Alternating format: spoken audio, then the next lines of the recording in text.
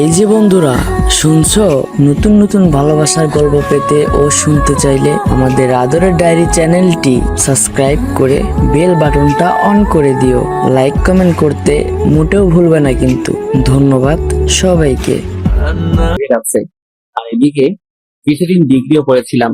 তারপর পারিবারিক অভাবের কারণে লেখাপড়ার দরজা সেখানেই বন্ধ। তবে একটা পড়া এখনো চালু রয়েছে, সেটা হলো মানুষকে পড়া, মানুষকে বোঝা। এই সাবজেক্ট পাস মার্ক তোলাই বেশ কঠিন। বিচিত্র রকম মানুষ সব এই পৃথিবীতে, যাদের চেনা খুবই দুষ্কর। আমি কথাগুলো ভাবছিলাম আমার সামনে বসে থাকা কিছু মানুষের দিকে তাকিয়ে। তারা অনেকটা দূরে ছিল, তাই তাদের চেহারা আবছা দেখছিলাম। আর তখনই খেয়াল করলাম কেউ একজন আমার দিকে এগিয়ে আসছে। আবছা আবছা ভাবেই মনে হচ্ছিল ইয়াং কোনো মেয়েটা এসে আমার সামনে দাঁড়ালো। এবার আমার চোখের আবছা ভাবটা ছাড়লো। আমি এক পলক মেয়েটাকে দেখে নিলাম। বাহ, মেয়েটা তো বেশ সুন্দরী। শুধু সুন্দরী বললে কম হবে, একটু বেশি সুন্দরী। তবে তার আধুনিক ড্রেসের সাথে তার সৌন্দর্যের কোনো ম্যাচ করছে না। আমি আবার ভাবনাতে চলে গেলাম। হঠাৎ এই এই কি সমস্যা আপনার? ভাবনা থেকে বেরিয়ে এসে স্বাভাবিকভাবেই বললাম, কোনো সমস্যা নেই তো? আমার দিকে এভাবে তাকিয়েছিলেন যে, পছন্দ হয়েছে? প্রশ্ন শুনে তো গলা শুকিয়ে কাঠ হয়ে গেছে। একে তো মেয়ে, তার উপর এত সুন্দরী মেয়ে, আর অদ্ভুত প্রশ্ন। আমি আমতা আমতা করে বলেই ফেললাম, না না। পছন্দ হয়নি তো তাকিয়েছিলেন কেন? আমার ফেসটা হয়তো ওই দিকে ছিল, কিন্তু দৃষ্টি অন্যদিকে দিয়েছিলাম। একা মুখের উপর বলে পছন্দ হয়নি। কি নাম আপনার? শুভ। আমি ইরা। আর আপনাকে চেনা চেনা লাগছে, তাই নামটা জিজ্ঞেস করলাম। ও, তারপরে ইরা নামের মেয়েটা আমাকে অবাক করে দিয়ে আমার কাজের স্থান, মানে আমি যে কোম্পানিতে পিয়ন হিসেবে চাকরি করি, তার কথা বলল। আপনি কি মিতালি অফিসের পিয়ন? জি জি। ও, আমার বাবা ওই কোম্পানির মালিক, আর আমার বাবার অফিসে চাকরি করে। বাবার অফিসে আমি অনেক যাই। আপনি তো চা কফি এনে দেন। আমি আপনাকে চিনেছি, আপনি আমাকে চিনতে পারেননি কেন? আমি আপনার দিকে তাকাইনি, আর আমি মেয়েদের দিকে কম তাকাই। ওরে সাধু, শোনেন, আপনি তাকান, তবে বেশি ভাবনায় থাকেন। তবে আমাকে কখনো খেয়াল করেননি। জি, এটাও হতে পারে। আমিও হিতাহিত জ্ঞান বুদ্ধি হারিয়ে ফেলেছি। তোকে আপনি করে বলছি কেন? তুই তো পিয়ন। আচ্ছা শোন, জি ম্যাম বলে। তুই তো সাধারণ বগিতে যাবি, জি ম্যাম। আমি কেবিনে যাব। তুই আমার ব্যাগ দুটো একটু উঠাই দিবি, তারপর তোর আসনে গিয়ে বসবি, ঠিক আছে? জি ম্যাম, ঠিক আছে। রাগ করিস না, কুলি পাচ্ছি না। আর তোকে পেয়েছি, হার কাকে লাগে? চেনা মানুষ তো। জি ম্যাম। এত জিম্যাম করিস কেন? জি না, হ্যাঁ ম্যাম, ঠিক আছে, আমি ব্যাগ উঠাই দিব। ওকে ওকে। মালিকের মেয়ে, যথেষ্ট সম্মান দিতে হবে, আর যা বলবে সেটা তো করতেই হবে, না হলে আমার চাকরি তখনই গায়েব। এসব ভেবে লাভ নেই, আর ভাবনাতে হারিয়ে গেলে চলবে না, অ্যাক্টিভ থাকতে হবে। ট্রেন ঢাকা থেকে আসলো। ৮ ঘন্টা পর ইঞ্জিন ঘুরিয়ে আবার ঢাকার উদ্দেশ্যে রওনা হবে। আমি ইরা ম্যামের ব্যাগ দুটো তার কেবিনে দিয়ে আসলাম। বকশিস স্বরূপ তিনি আমাকে 50 টাকা দিলেন। কোনো দ্বিধা না করে টাকাটা নিলাম, কারণ আমার আগে থেকে অভ্যাস আছে। টাকা নিয়ে চলে যাচ্ছিলাম, ইরা ম্যাম আবার ডাকলো। আর শোন শোন, জি ম্যাম বলেন। নামার সময় আবার তুই আসবি, ঠিক আছে? আচ্ছা। আবার ঘুমিয়ে যাস না কিন্তু। না ম্যাম, ঘুমাবো না। ওকে, যা। আমি আমার বগিতে গিয়ে উঠলাম। টিকিট সংগ্রহ করতে আমি অনেক দেরি করে ফেলেছি, তাই সিট হয়নি। পুরো রাস্তাটা দাঁড়িয়ে যেতে হবে। আশেপাশে তাকিয়ে দেখলাম অনেক সিট ফাঁকা। সামনের 2-1 স্টেশন পর এসব সিট আর ফাঁকা থাকবে না, তাই মনে মনে ঠিক করলাম সিটে বসবো না, দাঁড়িয়ে যাব। ট্রেন ছাড়লো, আমি দরজায় দাঁড়িয়ে আছি। ঠান্ডা হাওয়া আমার শরীরটাতে লাগছে। আমি ভাবনায় আবার ডুব দিলাম। ভাবতে লাগলাম পুরোনো দিনের কথা। মাঝে মাঝে নিজের ভবিষ্যতের কথাও ভাবলাম। তাতে যা ফলাফল পেলাম সেটা শূন্য, কারণ ভেতরে খুব হতাশা কাজ করছিল। অর্ধেক পথ আসতেই স্টেশন ছাড়াই ট্রেনটা থেমে যায়। যান্ত্রিক কোনো ত্রুটি হয়েছে হয়তো। 20 মিনিট পার হবার পর খবর পেলাম ভোরের আগে ট্রেন এখান থেকে এক চুলও নড়বে না। আর এখন রাত 1টা বাজে। এক একজন এক এক কথা বলছে। কেউ বলছে লাইনের সমস্যা, কেউ বলছে ইঞ্জিনে। আমি ওইসব কথা থেকে কান ফিরিয়ে নিয়ে নিজের ভাবনাতে আবার মন দিলাম। হঠাৎই এই শুভ, পেছনে তাকিয়ে দেখি ম্যাম দাঁড়িয়ে। জি ম্যাম বলেন। তুই উঠ। ম্যাম কিছু লাগবে? না, আমি একটু ট্রেন থেকে নামবো। ম্যাম, বাইরে নামা ঠিক হবে না। যে অন্ধকার, এর মধ্যে কি বিপদ লুকিয়ে আছে কে জানে। কিসের বিপদ? বাইরে সাপ বিচ্ছু অনেক কিছু থাকতে পারে। কিচ্ছু নেই, চল নিচে নামবো। এই হলো আড়ালের ঘরে দুলালি, মন যা চায় সেটাই করবে। ম্যামকে নিয়ে ট্রেন থেকে নামলাম। নেমে দেখি অনেকেই নিচে দাঁড়িয়ে আছে। কেউ বাসায় ফোন করে সমস্যার কথা বলছে, আবার কেউ সিগারেট টানছে। ম্যাম আমার সাথে কথা বলা শুরু করলো। দেখ, জায়গাটা অনেক সুন্দর, তাই না? অন্ধকারে তেমন কিছুই তো দেখা যাচ্ছে না। চোখ না, মন দিয়ে দেখতে হয়। তবে ম্যাম আকাশটা বেশ সুন্দর লাগছে, অনুজ্জ্বল তারাগুলো দেখা যাচ্ছে। আমি তো অনুজ্জ্বল অনেক কিছু দেখতে পারছি। কি ম্যাম? এই যে দেখ, একটা টি স্টল, চল যাই। এখন ওখানে গিয়ে কি হবে? চা খাবো, চল চল, বেশ মজা হবে। শীতের মধ্যে এত রাতে বাইরে চা খাওয়ার মজাটাই আলাদা। আমি তো আর মানা করতে পারবো না, মানা করলেই বকা দিবে। কেন যে এর সাথে দেখা হয়ে গেল, মনে হচ্ছে বাকি রাতটাই বেশ প্যারায় রাখবে। টি স্টলের কাছে পৌঁছতে দেখি কিছু যাত্রী এখানে আগে এসেছে। এই দোকানটার আশেপাশে আর একটা দোকানও নেই। হাতে চা নিয়ে আমি দোকানিকে বললাম, চাচা, এমন একটা জায়গায় দোকান দিয়েছেন কি মনে করে? বাবা, সে অনেক কাহিনী। বাজারে দলাদলি চলে। আমার লোকজন না থাকায় ওখানে দোকানটা নেওয়া হয়নি। রাগের মাথায় নিজের জায়গাতেই দোকানটা নিয়ে বসেছি। বাহ, বেশ করেছেন। তা চলে কেমন? আলহামদুলিল্লাহ, ভালোই চলে। একটা কথা বলি, রাগ করে এখানে দোকান দিয়ে ভালোই করেছেন। এর জন্য আপনার হাতে চা খেতে পারলাম। আরো কিছুক্ষণ কথা হলো, বিলটা আমি দেই। ম্যাম আর আমি চলে আসি। ওনার সাথে আড্ডা দিতে খুব ইচ্ছে করছে, কিন্তু মালিক পক্ষের লোক আগ বাড়িয়ে কথা বলাটা বেয়াদবি হবে। আমি কিছু বলছি না, চুপচাপ তার পেছন পেছন হাঁটছি। আমার চুপ থাকা দেখে ম্যাম হয়তো কিছু একটা ভাবছে। আমাকে বলল, কি রে, কথা বলতে পারিস না? দোকানের সাথে তো বেশ জমিয়ে কথা বললি, এখন চুপ কেন? ম্যাম কি বলবো? সেটা কি আমাকে বলে দিতে হবে? দোকানে কি তোকে কিছু বলেছিল? না। তো কিছু বল, সারা রাত তো এভাবে চুপ থাকতে পারবো না। আপনি রাজশাহীতে কোথায় আসছিলেন? আর বলিস না, আমার একটা বান্ধবীর বিয়ে হলো, বিয়েতে আসছিলাম। ও, তুই বিয়ে করেছিস? না ম্যাম। কেন? কাকে বিয়ে করব? কাকে করবি মানে? দেশে কি মেয়ের অভাব পড়ছে? আসলে সেটা না, তো কি? আমার পরিবার নেই, আমার বিয়ে করা একটু সমস্যা। তো সমস্যার কি আছে? দেশে অনেক মেয়ে আছে যাদের পরিবার নেই, তাদের মধ্যে একজনকে বিয়ে করবি। ম্যাম, ওইরকম হলে আমি করব না। কেন? সেটা না বলি। ওই সব বলতে হবে। মাথায় একটা দুষ্ট বুদ্ধি এলো। আমি বললাম, ম্যাম, আপনার মতো সুন্দরী পেলে ভেবে দেখতে পারি। তোর ভাবা লাগবে না, আমার মতো কেউ তোর দিকে তাকাবেও না। সেটা আমার জন্যই ভালো। কেন? তাহলে আর বিয়ে করা লাগবে না। হয়েছে ভাই, থাম এবার। চল লাইনের ওই পাশটায় ঘুরে আসি। ইরা ম্যাম যেদিকে যাচ্ছে আমিও তার পেছন পেছন ছুটছি। একবার বললাম যে বাকি রাতটুকু ঘুমিয়ে নেন, তখন আমাকে ধমক দিয়ে বলল, সে কি আমার আদেশ মেনে চলবে? পরক্ষণই ভাবলাম, তাই তো, সে আমার কথা মানবে কেন? সে তো মালিক পক্ষের লোক। লাইনের অন্য পাশটায় চলে আসলাম। এই পাশটায় ফাঁকা জায়গা নেই, কাছে একটা গ্রাম দেখা যাচ্ছে, আর লাইনের পাশ দিয়ে একটা রাস্তা গ্রামের ভেতরে চলে গেছে। চল রাস্তাটা দিয়ে গ্রামের ভেতর যাই। না ম্যাম, এত রাতে যাওয়া ঠিক হবে না। আমি কি বলছি তোকে? জি ম্যাম, চলেন। এই হলো মেয়ে মানুষ, ভালো মন্দ কিছুই বোঝে না। তারপর যদি এরকম ধনী ঘরের মেয়ে হয়, তাদের মাথার তার দুই একটা কমই থাকে। এরা পুরো পৃথিবীকে নিজের মনে করে আর ভাবে সেই সব থেকে ক্ষমতাধর ব্যক্তি। দুজনে অনেকটা হাঁটলাম। এখন আমরা হাঁটছি গ্রামের ভেতরে। পুরো গ্রাম নিস্তব্ধ, কোথাও কোনো সাদা শব্দ নেই, শুনশান পরিবেশ। ম্যাম মাঝে মাঝে আমার সাথে কথা বলছে। এক সময় আমরা ভালোই কথা বলতে শুরু করি। ম্যাম আমাকে বলল, তুই কি সারা জীবন এইভাবেই কাটাবি? জানি না। জানিস না মানে? আমার ভাগে কি আছে আমি কিভাবে বলবো? তাও সবার তো অনেক ফিউচার প্ল্যান থাকে, তোর নেই? না। অদ্ভুত।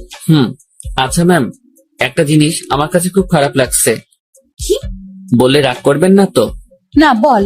স্টেশনে যখন আপনাকে দেখলাম, তখন একটা জিনিস খেয়াল করেছি। কি খেয়াল করেছিস? আপনার সৌন্দর্যের সাথে আপনার আধুনিক সাজগোজ একদমই বেমানান। কি বলিস? সবাই তো খুব প্রশংসা করে। সবার চোখ নেই তাই। তো কেমন সাজলে আমাকে ভালো লাগবে? অতি সাধারণ। যেমন? এই যে হেয়ার কালার করেছেন, এটা চুলের সৌন্দর্য নষ্ট করেছে। আপনার ঠোঁটে। এই থাম। জি ম্যাম। তুই অন্ধকারে আমার ঠোঁট কিভাবে দেখলি? ওই যে বললাম না, স্টেশনে দেখেছি। উফ, বাদ দে তোর ডায়লগ, চুপচাপ হাঁটতে থাক। জি ম্যাম, আর সামনে না এগোই, আমরা চলে যাই। আর একটু যাব, তারপর ফিরবো। পরিবেশটা ভালোই লাগছে। রাতে এইভাবে গ্রামের মধ্যে দিয়ে কখনো হাঁটিনি। আমরা হাঁটতে হাঁটতে আরো সামনে এগোলাম, আর হঠাৎ দুজন লোক লাইট নিয়ে আমাদের সামনে আসলো। তাদের হাতে মাছ ধরার পলো, মাছ ধরতে যাচ্ছে মনে হয়। এই তোমরা কারা? এই গ্রামে আগে কখনো দেখিনি তো। ভাই, আমরা আসলে ট্রেনে যান্ত্রিক ত্রুটির কারণে মাঝপথে দাঁড়িয়ে গেছে, আর ট্রেন থেকে নেমে আমরা একটু হাঁটতে আসছি। এই তোমরা থামো, সব বুঝে গেছি সব, চলো আমাদের সাথে। কোথায় যাব? কোনো কথা না, চলো। লোক দুটো আমাদেরকে একটা বাড়ির ভেতর নিয়ে আসলো। আমি মনে মনে আল্লাহ আল্লাহ করছি, কি যে হবে। গ্রামের মানুষ এসব কিছুতে বেশ সিরিয়াস। রাত করে মেয়ে নিয়ে বাইরে দেখলে উল্টা পাল্টা ভাববে। আমাদের বেলায় ঠিক তাই হয়েছে। এরা শুধু আমার দিকে তাকিয়ে বারবার দেখছিল। আমিও মনে মনে বলছি, দেখেন কেমন লাগে। একজন বাড়ির গিন্নিকে ডাকা শুরু করলো। বুঝলাম এটা তার নিজের বাড়ি। লোকটির বয়সে আমাদের তাকিয়ে বলল, এরা কারা? ওরা বাড়ি থেকে পালায় আসছে, ওদের তুমি ঘরে নিয়ে যাও, আমি হুজুরের ডাইকা নিয়ে আসি। ভাই ভাই, হুজুরে ডেকে কি করবেন? বিয়া করায় দেবো তোমাদের। ভাই ভাই শোনেন, উনি আমার কিছু না, আমরা পালাই আসিনি। উল্টা পাল্টা কথা কইও না, চুপ থাকো। একটা মায়া তোমার সাথে এত রাতে ঘুরে, এর মানে কি আমরা বুঝি না? ভাই ভাই এমন করেন না। চান মিয়া, তুমি ওদের ঘরে নিয়ে যাও, আর বউ আমি যাইতেছি হুজুরের ডাকতে। আমাদের কাছে একজনকে রেখে লোকটি অন্ধকারে হাওয়া হয়ে গেল। কিছু একটা ঘটতে চলছে। আমি ইরার দিকে তাকালাম, দেখি সে আমার দিকে তাকিয়ে আছে। মুখটা কাঁচুমাচু করে রেখেছে সে। দুজনে কথা বলতে পারছি না। সময় যাচ্ছে আর লোকজন বাড়তে শুরু করে। আমাদের দুজনকে 2 রুমে রাখা হয়েছে। আমি শুধু আল্লাহ আল্লাহ করছি। ওইদিকে ইরার কি অবস্থা হয়েছে আমি জানি না। কিছু সময় পর হুজুর আসলো। আমি তাকেও বুঝালাম। স্বস্তির কথা হলো সে বুঝেছে। কঠিন একটা সমস্যা থেকে বাঁচলাম। হুজুরটা আমাদের লাইন পর্যন্ত এগিয়ে দিল। তারপর ওয়াও, কি দারুণ অভিজ্ঞতা। দূর, চুপ করেন তো, এখনই তো একটা ইয়ে হয়ে যেত। ইয়ে মানে কি? আরে বড় বাচ্চা বেঁচে গেছেন। তা তো জানি, তবে দারুণ লাগছে। আপনি থাকেন, যেখানে ইচ্ছা যান, আমাকে ডাকবেন না। আমি ট্রেনে উঠলাম। ওনার সাথে সাথে আর দেখা করলাম না। ফজরের আজান হলো, তার কিছুক্ষণ পর আমাদের ট্রেন আবার যাত্রা শুরু করলো। আমি ঠিক আমার আগের জায়গাটায় দাঁড়িয়ে আছি। ইরা ম্যাম আবার আসলো। তুই ভালোই বদমাইশ তো। কি কি করছি আমি? তুই আমার উপর ছাড়ি দিস, আমার উপর রাগ দেখাস। তো কি করব? আপনার মাথায় কি ব্রেইন নামক জিনিসটা আছে? থাকলেও তো মনে হয় কাজ হবে না। এরকম ছেলে মানুষই করেন, কি জন্য বড় হয়েছেন বোঝেন না কিছু। ম্যাম আমার দিকে হা করে তাকিয়ে আছে। আমি জানি কথাটা বলার পর আমার চাকরি থাকবে না। আপনার বাবাকে কিছু বলতে হবে না, আমি অফিস যাব না। ম্যাম কিছুক্ষণ চুপ থেকে বলল, আমি তোকে চাকরি দেইনি, তোর চাকরি আমি কাটবো কেন? এই যে আমাকে বকা দিলি, মনে রাখিস, এর শোধ আমি তুলবো। ইরা রাগ দেখে তার কেবিনে চলে গেল। ম্যাম যে থ্রেটটা দিল আমার একটু ভয় লাগলো না। ওনার কথা শুনে মনে হলো কোনো বাচ্চা আমাকে থ্রেট দিয়েছে। ওনার কণ্ঠটা সত্যি অসাধারণ। শুনলে মনে হয় বারবার শুনি। না, আমি আবার ভাবনাতে হারিয়ে যাচ্ছি কেন। যাই, ওনার কেবিনে গিয়ে সরি বলে আসি। না হলে আমার কি করে বসবে আল্লাহ জানে। আমি তার কেবিনের ভিতর ঢুকবো, তখনই কারোর সাথে ধাক্কা লাগলো। তাকিয়ে দেখি ম্যাম। উনি হয়তো বাইরে আসছিলেন। এটা কি হলো? সরি ম্যাম, বুঝতে পারিনি। তুই আমার কেবিনে কি জন্য? সরি বলতে আসছি। সরি বললে তো কাজ হবে না, আমি তোকে মাফ করব না। কিছুক্ষণ তর্ক হলো।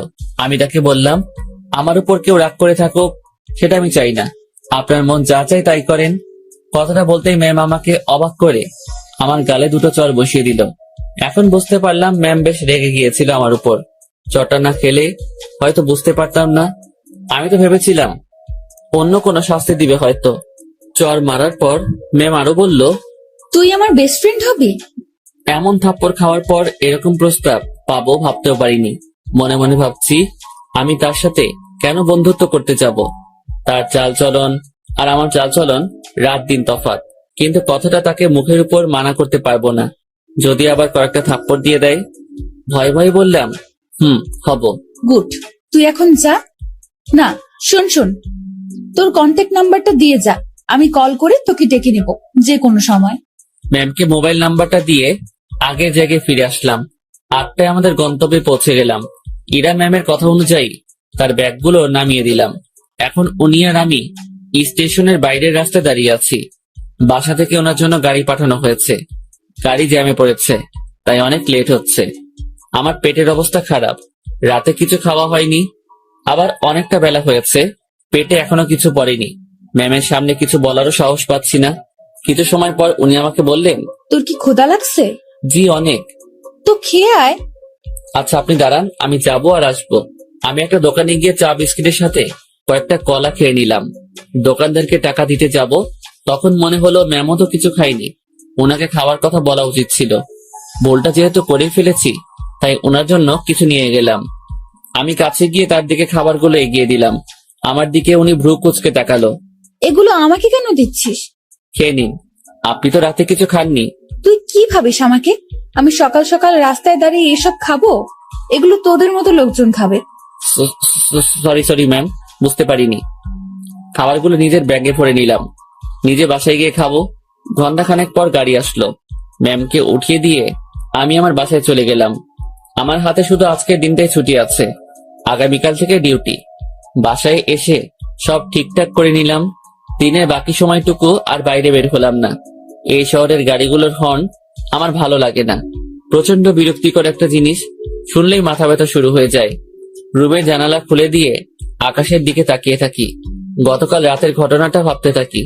কাল যদি বিয়েটা হয়ে যেত, আজ আমি মামা শ্বশুর বাড়ি থাকতাম, মানে জেলে। কি বাঁচাটাই না বাঁচলাম। সন্ধ্যার একটু আগ দিয়ে ইরার কল পেলাম। উনি আমাকে তাদের অফিসের সামনে যেতে বলেছে। গত রাতে ফ্রেন্ড হয়েছি, কথা রাখতে অবশ্যই যেতে হবে। কথাই আছে, ফ্রেন্ডের কাছে কোনো বাহানা চলে না। আমিও তাই কোনো বাহানা বা ব্যস্ততা দেখালাম না। বাইরে যাচ্ছি ওনার সাথে দেখা করতে, তাই একটু সাজতে হবে। ব্যাগ থেকে নতুন একটা ফুল হাতা গেঞ্জি বের করলাম। একটু স্মার্ট সাজার জন্যই। সুন্দরীদের সামনে তো আর এমনি এমনি যাওয়া যায় না। এই প্রথম কাউকে উদ্দেশ্য করে সাজগোজ করছি। মনের মধ্যে কেমন যেন খটকা লাগছিল। এখন খটকা দেখার সময় নেই। চটপট রেডি হয়ে আমার অফিসের সামনে গেলাম। ম্যামকে গিয়ে ঠিক সেখানে পেলাম। উনি তার গাড়ির সাথে হেলান দিয়ে দাঁড়িয়ে আছে। আমি তার সামনে গিয়ে ম্যামকে ডেকে সালাম দিলাম। উনি উত্তর দিলেন আর সাথে সাথে বললেন, গাড়ির পেছনে বসে যায়। কোথায় যাবেন? আমার বন্ধুদের সাথে তোর পরিচয় করিয়ে দেব, সেখানেই নিয়ে যাচ্ছি। আমি আর কিছু বললাম না, তার গাড়ির পেছনে চেপে বসলাম। আধ ঘন্টা পর একটা রেস্টুরেন্টের সামনে গিয়ে ম্যাম গাড়ি থামালো। তারপর আমাকে নিয়ে রেস্টুরেন্টে ঢুকলো। আমি তার পিছু পিছু গেলাম। উনি একটা জায়গায় গিয়ে থামলো আর কিছু ছেলেমেয়ের সাথে গিয়ে কথা বলা শুরু করলো। বুঝতে পারলাম এরাই তার ফ্রেন্ড। এবার ম্যাম আমার দিকে তাকিয়ে বলল, বন্ধুরা, তোমাদের জন্য একটা গিফট এনেছি। কি রে দোস্ত, কে এটা? আর বলিস না, এই প্রাণীকে রাজশাহীতে পেয়েছি। এই পাগলার সাথে কিছুক্ষণ কথা বলেছি, তারপর বেস্ট ফ্রেন্ড হওয়ার প্রস্তাব দিয়েছি। দুঃখের বিষয় হলো পাগলা আমার কথা বিশ্বাস করে হ্যাঁ বলে দিয়েছে। তোরা বলতো, এর মতো খ্যাত মানে কি বলবো, এরকম একটা মানুষ আমার ফ্রেন্ড। অসম্ভব। দেখ ভাই, আমার ফ্রেন্ডদের সাথে পরিচয় করিয়ে দিতেই তোকে এখানে নিয়ে আসছি। ইরা একে একে তার বন্ধুদের সাথে পরিচয় করিয়ে দিল। সবাই বনেদি ঘরের ছেলে মেয়ে। ট্রেনের কথা মনে পড়তেই লজ্জায় ঘেমে যাচ্ছি। এখন মান সম্মান যা যাওয়ার তা তো গেছে, বাকিটুকু নিয়ে এখান থেকে কেটে পড়তে পারলেই হলো। কিছুক্ষণ পর সেটাও থাকলো না। আমার পোশাক আর চেহারা নিয়ে তারা উপহাস করতে শুরু করলো। একটা ছেলে এগিয়ে এসে বলল, ভাইয়া এটা গেঞ্জি নাকি তেনা? কোথা থেকে কিনেছো ভাইয়া? নাকি কারো পড়ে থাকা জিনিস কুড়িয়ে নিয়েছো? না ভাই, সত্যি কিনেছি। ওমা, তাই? হুম। দেখ, ছেলেটা মাথায় তেল দিয়ে আসছে। সবাই হেসে উঠলো। সত্যি কথা বলতে আমি তেল দেইনি, ওরা পচানি দেওয়ার জন্যই বলছে। ভাবছি এখানে আর থাকা ঠিক হবে না। ম্যামকে বললাম, ম্যাম আমি এখন যাই। ওলে বাবুটা, এখনই না, কিছু খেয়ে যাও। হ্যাঁ, কিছু খেয়ে যা। একটা ছেলে আমার পকেটে হাত দিল। আমার দুর্ভাগ্য যে পকেট থেকে সে 20,000 টাকা নিয়ে এসেছি, ব্যাগে রেখে আসবো মনে ছিল না। ছেলেটা আমার পকেট থেকে টাকাটা দেখে একটু অবাক হয়ে বলল, কি রে, তোর কাছে এত টাকা কুড়িয়ে পেয়েছিস কোথায়? যাই হোক, আমাদের কিছু খাওয়া। আমি আর কি মানা করব, মান সম্মান একটু বজায় রাখতে হ্যাঁ বললাম। তাতেই ওরা সুযোগ পেয়ে গেল। নানা রকম দামি খাবার অর্ডার করলো, যেগুলো আমি চোখে দেখা তো দূরের কথা, নামও শুনিনি। ওরা সবাই খাচ্ছে, আমি দাঁড়িয়ে আছি। একজন খেতে বলেছিল, কিন্তু আমি মানা করেছি আর বলেছি খেয়ে আসছি, আমার পেট ভরা। খাওয়া শেষে বিল তো 20,000-এর উপরে এলো। আমার মাথায় ঢুকলো না 7-8 জন মিলে 20,000 টাকা কিভাবে খায়। যেটা জোগাড় করতে আমার বছর খানেক সময় লেগেছিল। খারাপ ভালো দু ধরনের মজাই পাচ্ছিলাম। কম খাবারে এত বিল, আর আমার পকেটে টাকা গায়েব। ম্যাম, আমি এখন চাই। হ্যাঁ যাবি, তার আগে একটা কথা বলি, কখনো এরকম মফিস মার্কা কাজ করবি না। এত সহজে কোনো বন্ধুত্ব পাওয়া যায় নাকি? জীবনে কোনো কিছুই সহজ ভাবে নিবি না। জি ম্যাম। যা তাহলে। আমি বাইরে এসে দাঁড়ালাম। পকেটে টাকা নেই, বাসায় যাব, টাকা লাগবে। মনে মনে ঠিক করলাম ম্যামের কাছ থেকে কিছু টাকা চেয়ে নিব, না হলে এই পথ যেতে যেতে মধ্যরাত হয়ে যাবে। কাল সকালে আবার অফিসে যেতে হবে। অনেকটা সময় পার হওয়ার পর ম্যাম আর তার বন্ধুরা বের হলো। আমি ম্যামকে ডাকায় সে বাকিগুলোকে বিদায় দিয়ে আমার দিকে আসলো। কি হয়েছে, এখনো যাসনি কেন? ম্যাম আমাকে কিছু টাকা। পুরোটা বলার আগেই একটা থাপ্পড় বসিয়ে দিল। আমি আবার বললাম, গাড়ির ভাড়া টাকাটা চাইছিলাম, পকেটে কোনো টাকা নেই, যেতে অনেক সময় লাগবে, কাল থেকে আবার অফিস আছে। তোর জন্য কি আমি টাকা নিয়ে দাঁড়িয়ে আছি, ফকিন্নির বাচ্চা? কথাটা সত্যি বুকের মাঝখানে গিয়ে লাগলো। আমি আর কথা বাড়ালাম না, ওনার দিকে একবার তাকিয়েই হাঁটা শুরু করলাম। সেই জায়গা থেকে বাসায় যাওয়ার পুরোটা সময় শুধু রেস্টুরেন্টের ভেতরের অপমানের কথা মনে হয়েছে।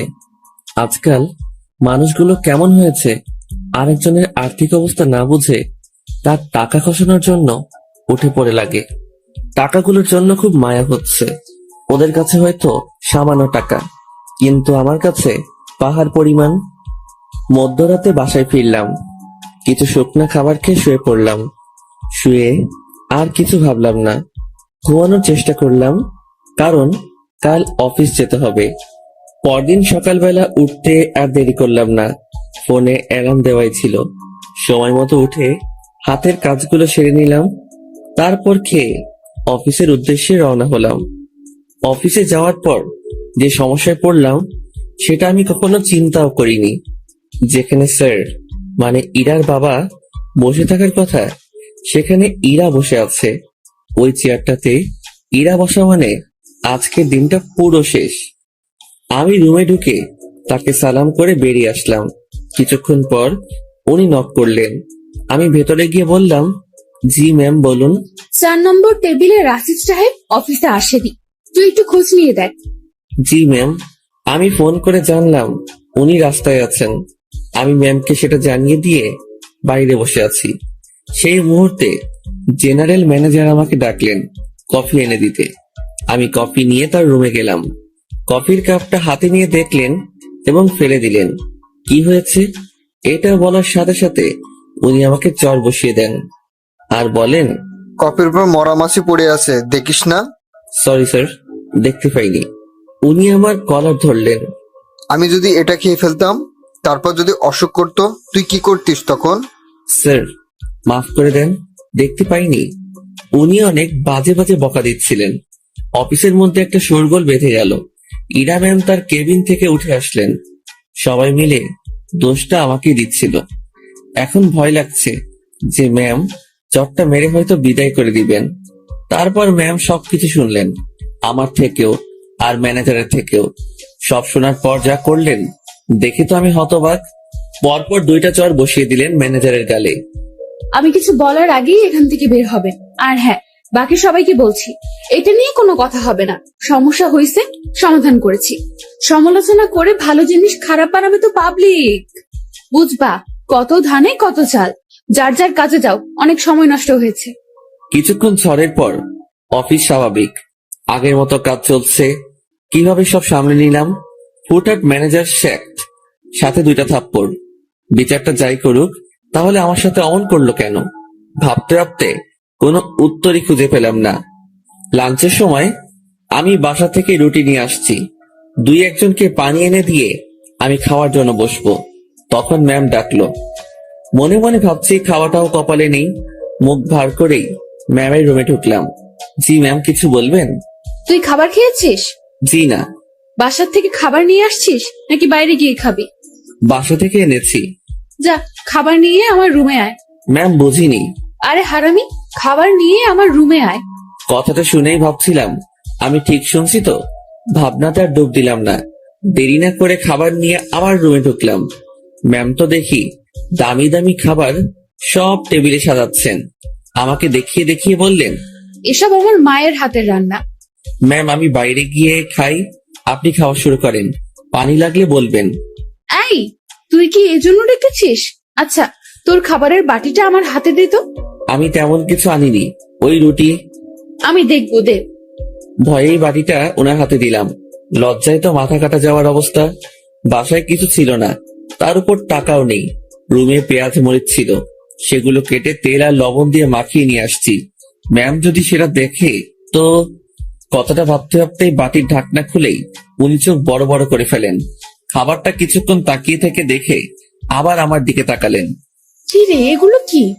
ম্যাম আসলে রুমে কিছু ছিল না, তারপর টাকাও নেই। রুমে আটা ছিল তো, ওইটা দিয়ে আর কি একটা ব্যবস্থা করে নিয়ে আসছি। ম্যাম আমার বাটিটা টেবিলে রাখলেন, তারপর উনি তার চেয়ারে বসে পড়লেন। আমি দাঁড়িয়ে আছি, উনি একবার আমার দিকে তাকাচ্ছেন আর একবার আমার খাবারের দিকে তাকাচ্ছেন। আমি ওনার সামনে এখন লজ্জাতে ইমিটি মিটি হাসতেছি। উনি কিছু সময় চুপ থাকার পর মুখ খুললেন। এই যে, এই খাবারগুলো তোর। ওনার খাবার আমার দিকে এগিয়ে দিলেন।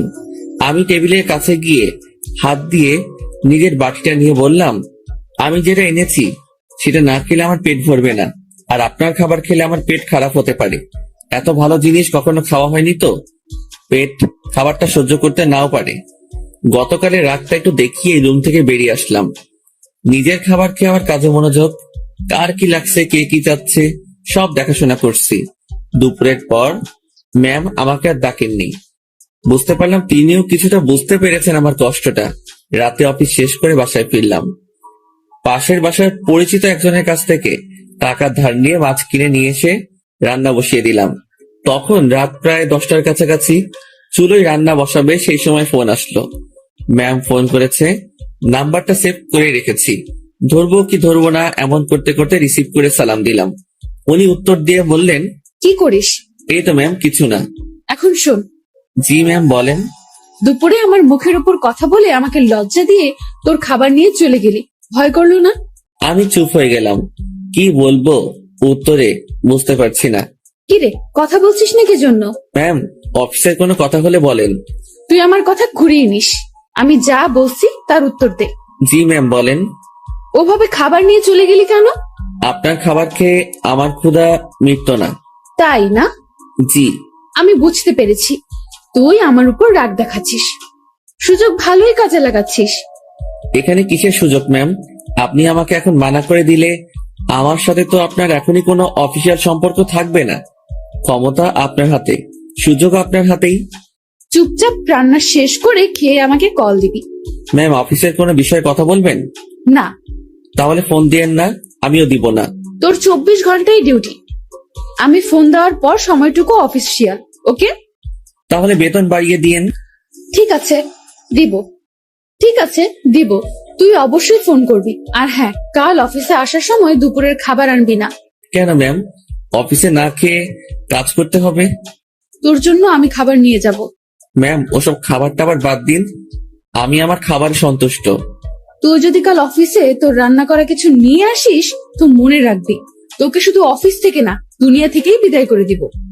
আমি কিছু বলতে যাব তখনই ম্যাম ফোনটা রেখে দিল। তুই যদি কাল অফিসে তোর রান্না করা কিছু নিয়ে আসিস তো মনে রাখবি, তোকে শুধু অফিস থেকে না, দুনিয়া থেকেই বিদায় করে দিব। আমি কিছু বলতে যাব তখনই ম্যাম ফোনটা রেখে দিল। মনে মনে ভাবছি এত আদিক্ষেতা দেখানোর কি আছে? আমি তার অফিসের সামনে একজন পিয়ন, আর এমন ব্যবহার করছে। মনে হয় না, ছি ছি ছি, কি সব কথা ভাবছি আমি। পরদিন সকাল সকাল উঠে আর রান্না করলাম না। সকালে নাস্তাটা বাইরে করেই অফিসে রওনা হলাম। অফিসে গিয়ে দেখি ম্যাম আগে এসেছেন। প্রতিদিনের মতো হাজিরা দিলাম। উনি আমাকে দেখে তেমন কিছু বললেন না। দুপুর পর্যন্ত স্বাভাবিকভাবেই কাজ করলাম। দুপুরের খাবার সময় ম্যাম তার রুমে ডাকে। আমি জানি উনি আমার জন্য খাবার নিয়ে আসছে। খুব লজ্জা লাগছিল। রুমের একপাশে খাবার খাওয়ার জন্য সুন্দর একটা ব্যবস্থা ছিল। ম্যাম আমাকে ওখানটায় বসতে বলে, আর আমার সামনাসামনি উনিও বসে যান। উনি একটা প্লেটে খাবার নিয়ে আমাকে দেয়, আরেকটা উনি নেন। আমি প্লেটে হাত দিতে পারছিলাম না, খুব ভয় কাজ করছিল। এত বড় একজন মানুষের সামনে খাবার খাওয়া চারটেখানি কথা না, তার উপর সামনে এত সুন্দরী মেয়ে বসা। ম্যাম আমার দিকে খেয়াল করে বলল, তুই হাত দিয়ে খাবি না খাওয়াই দিব? জি না ম্যাম। একটা কথা, কি? আমি খাবার বাইরে নিয়ে গিয়ে খাই। এখানে খাইতে তোর সমস্যা কোথায়? ম্যাম সত্যি বলতে ভয় করছে। কি ভয়? আরে ভয় কি জন্য পাচ্ছিস? আপনার সামনে এভাবে খাওয়া। তো কি হয়েছে, খা। ম্যাম বাইরে যাই। শুভ, আমি এক কথা 100 বার বলতে পারবো না। আমি আর কথা বাড়ালাম না, ভয়ে ভয়ে খাওয়া শেষ করলাম। ম্যাম ছোট বাচ্চাদের মতো খাচ্ছিলেন, দেখতে বেশ মজাই লাগছিল। ম্যাম খাওয়ার দৃশ্যটা দেখতে গিয়ে তার চোখে চোখ পড়ে যায়। আমার বুকটা তখন ভয়ে ধুক করে উঠেছিল। ইশারায় বলেছিলেন, কি হয়েছে? আমি মাথা নাড়িয়ে মানা করে বলি, কিছু না। খাওয়া শেষে, তুই বাসায় যা, তোর ছুটি। জি ম্যাম। কেন? আমি দিয়েছি তাই। বাসায় তো কোনো কাজ নেই আমার। এত কথা বলতে তোকে কে বলেছে? যা, সোজা বাসায় যাবি, কোথাও যেন দেরি না হয়। আমার ছুটিতে বাকি সবাই একটু অবাক হলো। আমি জানি না ম্যাম, আমার কাজগুলো কাকে দিয়ে করিয়ে নিবেন। উনি যেভাবে কাজ করেন, যে কেউ দেখলে অবাক হবে। আমি বাসায় এসে বিছানায় আরাম করছি, মাথার উপর ফ্যানটার দিকে তাকিয়ে অন্য একটা ভাবনায় ছিলাম। নির্দিষ্ট কোনো ভাবনা না, একদমই এলোমেলো। বাংলায় এই ভাবনাকে কি বলে বা কিভাবে ব্যাখ্যা করে আমি জানি না। এই জিনিসটা ভাবতে ভাবতে আমার চোখটা বন্ধ হয়ে আসে। জানি না কতটা সময় ঘুমিয়েছি। হঠাৎ আমার কানে কোনো একটা শব্দে বেজে ওঠে। চোখ খুলে বুঝতে পারি ফোনটা বাজছে। ফোন হাতে নিয়ে আবছা চোখে দেখি ম্যাম কল করেছে। ফোনটা রিসিভ করলাম। কই তুই? কই আবার, আপনি তো ছুটি দিয়েছেন, বাসায় আসছি। তুই কি ঘুমাচ্ছিস? হ্যাঁ। আমি কি তোকে ঘুমানোর জন্য ছুটি দিয়েছি? তাহলে? বাসায় যেতে বলেছি শুধু। জি ম্যাম, আমি তো আপনার কথায় সোজা বাসায় আসছি। আর বাসায় কাজ নেই, তাই একটু। তুই চুপ কর, শোন। জি বলেন। আমাদের অফিস থেকে দক্ষিণ থেকে যে লেকটা আছে, তুই চিনিস? জি ম্যাম। তুই আয়, আমি তোর জন্য অপেক্ষা করছি। কেন ম্যাম? তোকে আসতে বলছি না আমি? জি ম্যাম, এই তো আসছি আমি। এবার বুঝলাম আমাকে ছুটি দেওয়ার কারণটা কি ছিল। আমার কাছে এটাও একটা ডিউটি, কিচ্ছু করার নেই, যেতেই হবে। যেমন ছিলাম তেমনই বেরিয়ে গেলাম। গতদিনের মতো আর সেজেগুজে বের হলাম না, যদি আবার অপমান করে। পকেটে টাকা আছে, তবুও হেঁটে যাচ্ছি। এই মাসের বেতন পেতে অনেক দেরি, তাই এমনি টাকা খরচ করা চলবে না। আমি ম্যামের কথা মতো সেই লেকের পাড়ে পৌঁছে যাই। এর মধ্যে ম্যাম আমাকে 2বার কল করেছিল, শুধু জেনেছিল আমি কই আছি। লেকের পাড়ে যেতেই দেখলাম অনেকেই বসে আড্ডা দিচ্ছে, অনেক বাচ্চারও আসছে। আমি ম্যামকে খুঁজছিলাম, আমাকে দেখে ম্যামই আমাকে ডাকে। আমি ওনার দিকে এগিয়ে যাই। উনি ঘাসের উপর বসা ছিলেন। একটু দূর থেকে মনে হচ্ছিল কোনো কারণে মনটা খারাপ। আমি তার পিছে গিয়ে দাঁড়ালাম। বস এখানে। আমি বসার পর, জি ম্যাম বলেন। আমি বুঝলাম না, 10 মিনিটের রাস্তা 1 ঘন্টা লাগে কিভাবে? আসলে ম্যাম কি বলবো, হেঁটে আসছি। তুই হেঁটে আসছিস কি জন্য? টাকা নাই? আছে, তবে খুবই অল্প। খরচ করলে বড়সড় বিপদে পড়তে হবে। আপনার মন খারাপ দেখছি। ম্যাম কিছু হয়েছে কি? তোর জন্য। ম্যাম আমি কি করেছি? অনেক লেট করছিস। জি সরি। উঠে দাঁড়িয়ে কান ধরে থাক। ম্যাম এটা। আমি উঠতে বলেছি। আমি উঠতে যাব তখনই ম্যাম আমাকে বসতে বলে। টাকা আছে তো, তাই না? হ্যাঁ আছে। চল আইসক্রিম খাবো। আমার টাকা দিয়ে? তো কখনো কোনো মেয়েকে বিল দিতে দেখেছিস তুই? না। তো আমার কাছে চাইবি না। চল আইসক্রিম খাবো। ম্যাম ম্যাম শোনেন, একটু মনটা নরম করেন। টাকাগুলো গেলে খুব সমস্যায় পড়বো। সেটা তো আমি জানি না।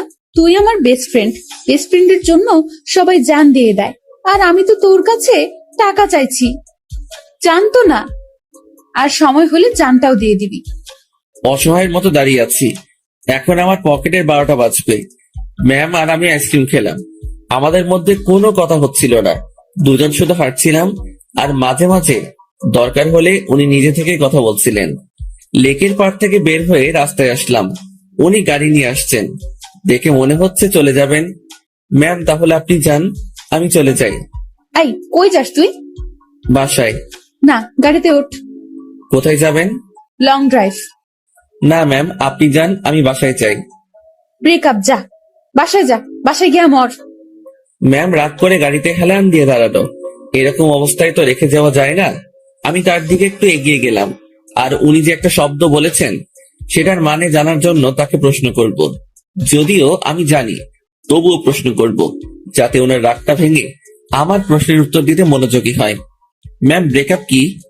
তুই জানিস না? ন্যাকামো করিস? সত্যি জানি না। তোর আমার যে বন্ধুত্ব আছে সেটা কাটাকাটি, এটার মানে ব্রেকআপ। ওহ ম্যাম, আপনার মধ্যে তো এরকম কিছু নেই। শুভ, আমি তোকে বলছি না তুই আমার বেস্ট ফ্রেন্ড? আপনি তো বলেছেন যে এটা মিথ্যা ছিল। গাড়িতে ওঠ, সব বলছি। কথা বাড়ালাম না, গাড়ির পেছনে দরজা খুলতে যাবো, তখনই ওই হাদারাম, কি করিস? বসবো না। সামনে। পেছনে কেন? সামনে। হ্যাঁ রে গাধা, ওঠ। গাড়িতে উঠলাম, ম্যাম ড্রাইভিং সিটে আর আমি তার পাশে। সন্ধ্যা হয়ে আসছে। ম্যাম এবার আমার সাথে বেশ ফ্রি ভাবে কথা বলা শুরু করলো। আমি কিন্তু কুমিল্লা যাচ্ছি। এত দূর কেন? আরে লং ড্রাইভ তো, আর রাগ ভাঙাতে সময় লাগবে। কিসের রাগ? তুই আমার উপর রেগে আছিস, আমি জানি। আমি আপনার উপর কি জন্য রাগ করব? ওই যে রেস্টুরেন্টে সেই ঘটনার জন্য। না ম্যাম, কি যে বলেন। ওই দিন আপনারও মজা করেছেন, আমিও মজা পেয়েছি। ওরে শুভ, আমাকে কি বাচ্চা মনে হয় আপনার? এত বড় একটা প্রতিষ্ঠান চালাচ্ছি, আমার মাথায় কি এতটুকু বুদ্ধি নেই যে কোনটা সত্যি আর কোনটা মিথ্যা আমি বুঝবো না? না, বুদ্ধি তো আপনার অনেক আছে। হয়েছে, শোন আমি কি বলি। বলেন। রাতে কি খাবি বল? সন্ধ্যায় তো অনেক কিছু খেলাম, রাতে আর কি খাবো? না, তাও কিছু শুকনো খাবার নেই, আর দুটো পিৎজা। আপনার ইচ্ছা। ম্যাম, ভয় করছে আমার। কেন? আপনার বাবা যদি জানে অফিসের পিয়নকে নিয়ে ঘুরতে বেরোইছেন। কিভাবে জানবে? আমি তো বলবো না। আমি যে অফিসে যাব না সেটা তো জানতে পারবে। সেটা আমি দেখে নিব, তোর এত চিন্তা নেই। এখন বল আমাকে মাফ করেছিস কিনা? আপনি তো দোষ করেননি। তোকে যে কি করব আমি, দেখ। আর রাগ করে থাকিস না, ভুল করে ফেলেছি। আমি রাগ করিনি তো। আমি তোর চোখে মুখে রাগ দেখতেছি। আচ্ছা, রাগ নেই আমার উপর, সত্যি তো? হ্যাঁ সত্যি। সত্য নাকি মিথ্যা সব টের পাবো। আমি যা বলবো সেটা যদি না করিস তাহলেই বুঝবো তুই এখনো রেগে আছিস। না, কি যে বলেন, আপনার তো সব কথাই শুনি। কত যে শুনিস আমার জানা আছে। মাঝপথে আমরা গাড়ি থেকে নেমে কিছু খাবার নিলাম।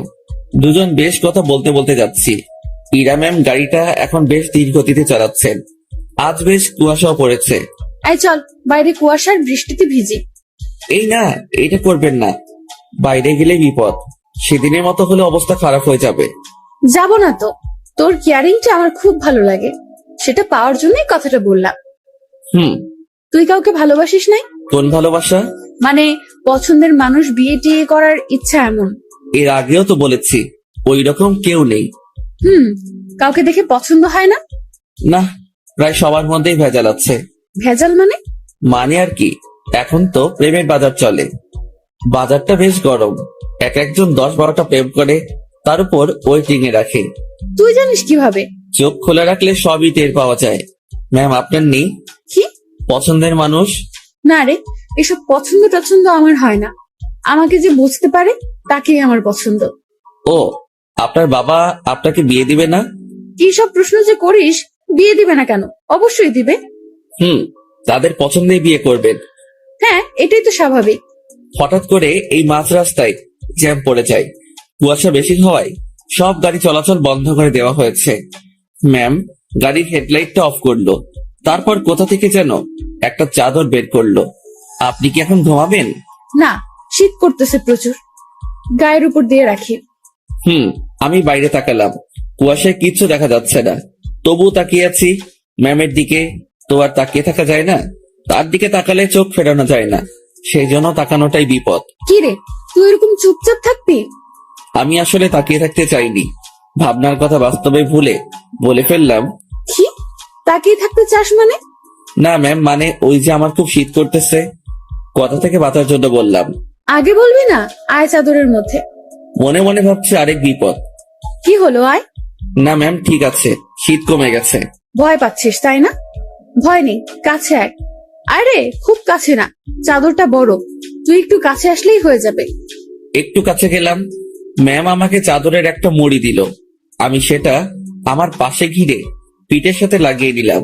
এবার আমি কাঁপতেছি, তবে সেটা শীতে না, ভয়ে। কাঁপুনি রেখে ম্যাম বলল, ওরে আল্লাহ, তোরা তো শীত করতেছে। এখন ঠিক হয়ে যাবে। আমি জানি ঠিক হবে না। কথাটা বলে ম্যাম আমার খুব কাছে আসলো, তবে তার শরীরের সাথে কোনো স্পর্শ লাগেনি। অনেক চেষ্টা করে নিজের কাঁপুনি থামালাম। ম্যামের চোখে ঘুম ঘুম ভাব এসে গেছে। ম্যাম, আপনি তো ঘুমাচ্ছেন। কই না তো। আপনার কি খুব ঘুম পাচ্ছে? অনেক। ম্যাম ধীরে ধীরে বেশ সুন্দরী হয়ে উঠছে। শুনেছি সুন্দরী মেয়ে ঘুমালে আরো বেশি সুন্দরী লাগে। আজ সেটা সামনে থেকে দেখলাম। আমি যদি ওনার বর হতাম, এখন কাছে নিয়ে বুকের মধ্যে রাখতাম। পরক্ষণে মনে পড়ল, কি সব ভাবছি আমি। ছি ছি ছি, এসব কি আসছে মাথায়। ম্যাম ঘুমে আর ঠিক থাকতে পারে না, আমার খুব কাছে আসে, আমার কাঁধের উপর তার মাথা রাখার চেষ্টা করছে। এবার সব ভুলে যাই আমি, নিজে থেকে তার দিকে এগিয়ে যাই, আর উনি তার মাথা আমার কাঁধের উপর রাখে। বুকের মধ্যে হাতুড়ি পেটা হচ্ছে। ওনার নিঃশ্বাস আমার টি শার্টে লাগার পরপরই আমার কেমন যেন একটা অনুভূতি কাজ করছে। না পারছিলাম তখন বুঝতে, না পারছিলাম ভাবতে। কিছুক্ষণ ঘুমানোর পর ম্যাম জাগনা পায়। আমি জেগে আছি, একটুর জন্য চোখ বন্ধ করিনি। ম্যাম উঠে দেখলো সে আমার কাঁধে মাথা রেখে শুয়ে আছে। ঘাটটা দ্রুত উঠিয়ে দিয়ে বলল, সরি, আমি ঘুমের মধ্যে। ম্যাম, আমি আপনার কাছে গিয়েছি, দেখছিলাম আপনি ঝিমুনি দিয়ে বারবার পড়ে যাচ্ছিলেন। হুম। ম্যাম লজ্জা পেয়েছে, লজ্জা মাখা মুখ নিয়ে বলল, রাত অনেক হয়েছে, এখন যা এনেছি সব খেয়ে নিন। জি ম্যাম, আপনার ইচ্ছে। তুই সব আমার উপর নির্ভর করিস কি জন্য? নিজে কিছু বলতে পারিস না? জি ম্যাম, এখনই খাবো। এই, সেটা আমার বলার পর। আমরা খাবার খাওয়া শুরু করলাম। হঠাৎ পুলিশ এসে নক করলো। আমরা গাড়ি থেকে নামলাম। ইরা পুলিশের সাথে কথা বলছিল। আপনারা কোথায় যাচ্ছেন? কুমিল্লা 14 গ্রাম। উনি আপনার কে হন? বর। উনি দূরে দাঁড়িয়ে আছেন কেন? ভয় পাচ্ছে নাকি? এই, তুমি এখানে আসো। মনে মনে বলছিলাম, ভয় পাবো না? পুলিশকে কি মিথ্যাটাই না বললো? আপনারা যে স্বামী স্ত্রী সেটা আমি বুঝবো কিভাবে? এইটারও প্রমাণ লাগবে। হ্যাঁ। আমার চাচ্চু আবু সাইদ পুলিশ কমিশনার। কি নাম বললেন? আবু সাইদ। উনি তো ঢাকায় থাকেন, তাই না? হ্যাঁ আপনারা ঢাকা থেকেই আসছেন? হ্যাঁ, ঢাকা থেকেই তো আসবো। সাইদকে আমি চিনি, উনি আমার বন্ধু। দাঁড়াও, আমি এখনই ফোন করছি। তুমি আগে বললা না। সরি মামুনি। ইরা তো পড়লো মহা বিপদে। তার চাচাকে যদি বলে দেয় বরকে নিয়ে ঘুরতে যাচ্ছে, তাহলে তো ইরা শেষ। এখন সে এই পুলিশকে না করতেও পারবো না। এদিকে তার চাচা ফোনটা রিসিভ করেছে। দুজন বন্ধু একে অপরের খোঁজ নেওয়ার পর পুলিশটা ইরার কথা বলল। ইরার চাচা বড় সড়ো এক ধাক্কা খেলো। পুলিশ আমাদের বিদায় জানালো। আমরা গাড়িতে গিয়ে বসলাম। ইরা তো ভয় শেষ। একটু পরেই ইরার ফোনটা বেঁচে উঠলো। তার চাচা কল করেছে। ইরা ফোনটা রিসিভ করলো। তুমি কোথায় আছো, কিভাবে আছো, কার সাথে আছো আমি জানতে চাচ্ছি না। যার সাথে থাকো না কেন তাকে কাল আমাদের বাসায় নিয়ে আসো, ঠিক আছে? জি চাচ্চু। ওকে। ইরার চাচা ফোন রেখে দেয়। ইরা আমাকে বলতে শুরু করলো, এখন কি হবে? আপনারই তো দোষ, আপনি মিথ্যা বলতে গেলেন কেন? সত্যি বললে যদি সমস্যা করতো তাই। আর আমি আগে থেকেই ভেবে রেখেছি কত সমস্যা হলে এগুলো বলবো। কিন্তু এই হারামি পুলিশটা যে চাচার বন্ধু কে জানতো? আচ্ছা, টেনশন করেন না, বাসায় গিয়ে সত্যি কথাটা বলে দিবেন, হয়ে যাবে। ভয়টা আমাকে নিয়ে না, তোকে নিয়ে। কেন? জানি না কি হবে, ওরা তোকে কি বলবে, আমি কিভাবে সামলাবো বুঝতে পারছি না। এই মুহূর্তে আমি বা তাকে কি বলবো বুঝতে পারছি না। ভাবছি এর সাথে থাকলেই সমস্যায় পড়তে হয়। ম্যাম বেশ টেনশনে পড়ে গেছে। একবার আমার দিকে তাকাচ্ছে, আরেকবার বাইরে। ম্যামের অবস্থা দেখে বেশ মায়াই হচ্ছিল। মিথ্যা বলে উনি বড় ফাঁসা ফেসে গেছেন। তার টেনশন কমানোর জন্য আমি তাকে ডেকে বললাম, ম্যাম। বল। আমি বলি কি, এত টেনশন করে লাভ নেই, যা হবার হবে। আর সত্যিটা বললে হয়তো ওনারা বুঝতে পারবে। সত্যিটাই বা কিভাবে বলবো? আমার তো তাদের সামনে কথা বলতে ভয়, হাত পা কাঁপবে। আচ্ছা ম্যাম, ওনাদের সাথে আমি কথা বলবো। আরে তোর সাথে ওনারা কথাই বলবে না। সেটা দেখা যাবে, আগে তো বাসায় যাই। রাতটা কাটলো জেগে জেগেই। রাতের শেষ ভাগে যানজট কেটে গেল। আমরা ঢাকায় ফিরলাম আর সোজা ম্যামের বাসার সামনে পৌঁছে গেলাম। ম্যাম আমাকে বাইরে রেখে ভেতরে গেলেন। ভেতরে তার সাথে কি হচ্ছিল সেটা আমার কাছে অজানা। হয়তো তাকে বকা দিচ্ছে। কিছু সময় পর ম্যামের সাথে পুরো পরিবার আসলো। আমি তো দেখেই ভয়ে শেষ। ম্যামের বাবাকে দেখে আরো ভয় লাগছিল, কারণ উনি তো আমাকে চেনেন। স্যার আমার কাছে এসে বললেন, তুই আমাদের অফিসের পিয়ন তাই না? জি স্যার। আশেপাশে সবাই হেসে উঠল। ইরার চাচা তাকে ডেকে বলল, আরে এত মানুষ থাকতে তুই কিনা একটা পিয়নের সাথে লং ড্রাইভে গিয়েছিলি? ইরা চুপ, কারণ সে এখানে কিছুই বলতে সাহস পাবে না। চুপচাপ থাকতে হবে তাকে। তোকে যেন অফিসে না দেখি, ঠিক আছে? জি স্যার। আমি চলে আসলাম তাদের ওখান থেকে। বাইরে এসে দীর্ঘ একটা নিঃশ্বাস ফেললাম। যাক, তেমন বকা দেয়নি, ম্যামকেও হয়তো কিছু বলেনি। নিজের বাসায় আসলাম। 2 দিন পর খাওয়া দাওয়া বন্ধ হয়ে যাবে। বিছানায় শুয়ে শুয়ে ভাবছি, এখানে না থাকতে পারলে চলে যাব। দিনটা কোনো রকমে পার করলাম। পরদিন ঘুম থেকে জাগনা হয়েছে, কিন্তু বিছানা ছেড়ে উঠতে ইচ্ছা করছে না। মোবাইলটা হাতে নিলাম, দেখি বিকাশ কোম্পানি থেকে মেসেজ। বিরক্তি নিয়ে ফোনটা রেখে দিলাম। শুয়ে শুয়ে টাকার কথা ভাবছি। এমন সময় মনে হলো স্ক্রিনে মনে হয় কিছু দেখছিলাম। ঝটপট মোবাইলটা হাতে নিয়ে দেখি 25,000 টাকা আমার অ্যাকাউন্টে কে যেন পাঠিয়েছে। আর একটা মেসেজ আছে, এটা ম্যামের নম্বর। মেসেজটা সিন করে দেখতে পেলাম উনি শুধু ব্রেকআপ লিখে পাঠিয়েছেন। নিজে নিজে শিওর হলাম টাকাটা উনি পাঠিয়েছেন। হয়তো আমার প্রতি তার দয়া হয়েছে। যাক, আমার একটু ভালোই হলো, কাজ খুঁজতে সুবিধা হবে। ম্যামের সাথে দেখা হলে ধন্যবাদ দিব। আমার রুমের দরজায় কারো নক। আলসিমি ছেড়ে উঠে দরজা খুললাম। পাশের বাসার বড় ভাই এসেছে, যার কাছ থেকে আমি টাকা ধার করে এনেছি। ভাই, আমার টাকাটা খুব প্রয়োজন, তুই যেভাবে পারিস টাকাটা দে। ভাই আমি তো বলেছি কয়েকদিন পর দিতে পারবো। না ভাই, আমার খুব দরকার। আচ্ছা আপনি বাসায় যান, আমি টাকা নিয়ে আসছি। দরজা লাগিয়ে দিয়ে ফোনটা হাতে নিব, তখনই আবার দরজায় নক। কেমন যেন খুব রেগে গিয়ে দরজাটা খুলেই বলি, আরে ভাই বললাম তো দিয়ে আসবো। একটু ধমকে সুরে বলেছি। আমার এমন করে বলাটা ভুল হয়েছে, কারণ সামনে ম্যাম দাঁড়িয়ে আছে। এখন কি বলবো, কিভাবে কথা কাটিয়ে নিব, এসব ভাবতে ভাবতে ম্যাম নিজে প্রশ্ন করলো, কি সমস্যা, এত রেগে আছিস কেন? আপনি এখানে? আমি বেশ অবাক, কারণ তাকে এখানে এভাবে কখনো আশা করিনি। আমার সামনে থেকে সর কুত্তা, ভেতরে যাব। আমি সরে দাঁড়াতে উনি ভেতরে ঢুকলেন। তারপর আমার বিছানায় নিজের শরীরটা এলিয়ে দিলেন। ফ্রেশ হয়ে নে। আজকে আবার কোথাও যাবেন নাকি? আরে না, তুই যা, ফ্রেশ হয়ে নে, কথা আছে। আচ্ছা আমি বাইরে থেকে আসছি একটু। ওকে। আমি বাইরে এসে টাকা উঠে বড় ভাইকে থামিয়ে আসি। উনি যদি আবার আসতেন, আমার রুমে মেয়ে দেখে হয়তো ভিন্ন কিছু ভাবতো।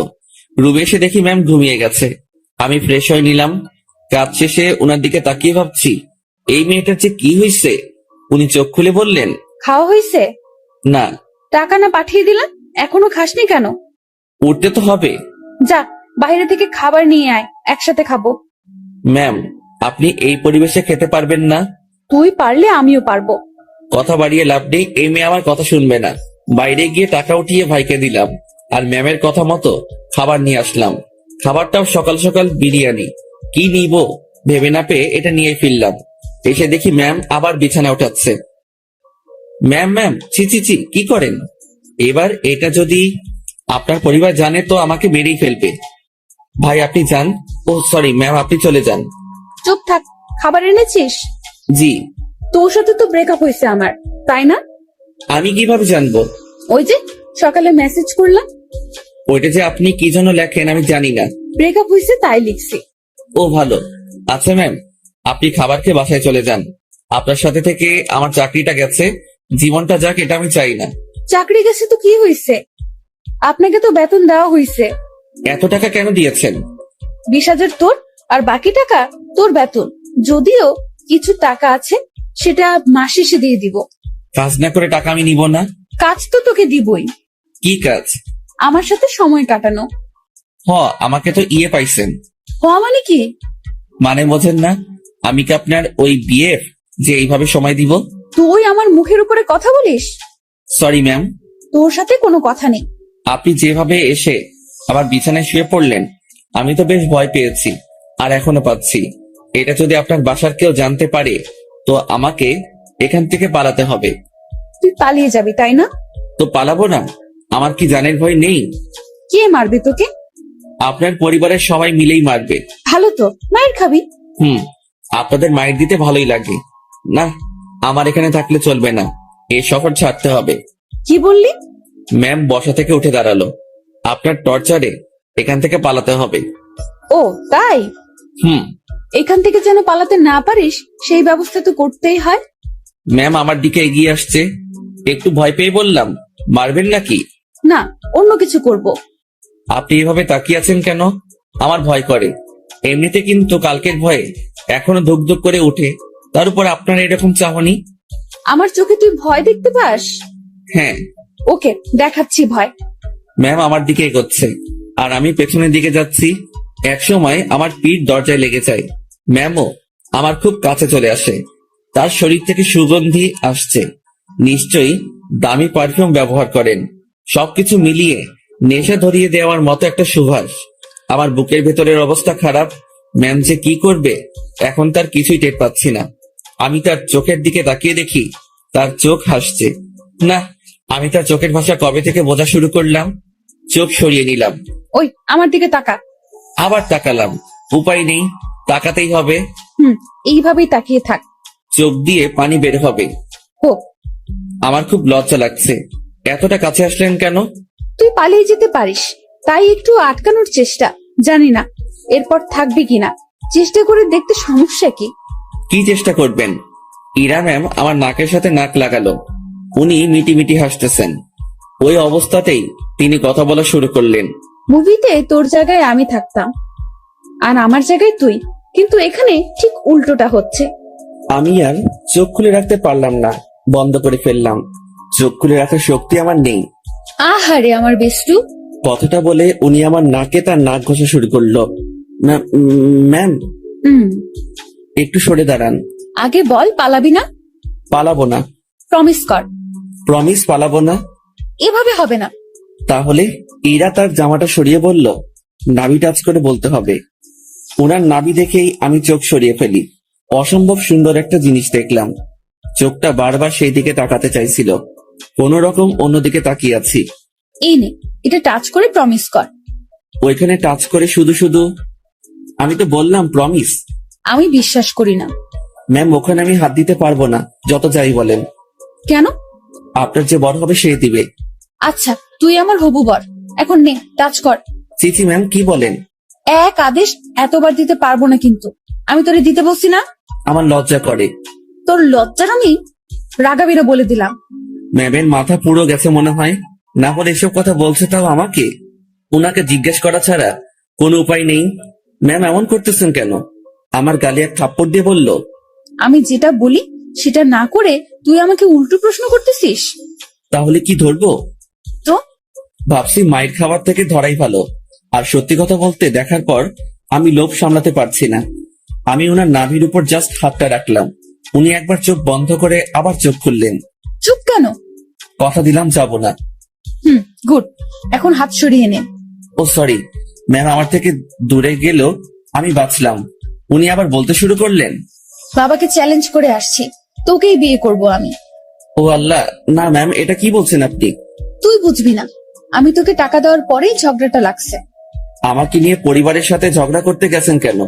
ওরা আমার চরিত্র নিয়ে কথা উঠাইছে, তারপর আমাকে বলেছে তোর সাথে নাকি আমার প্রেম আছে।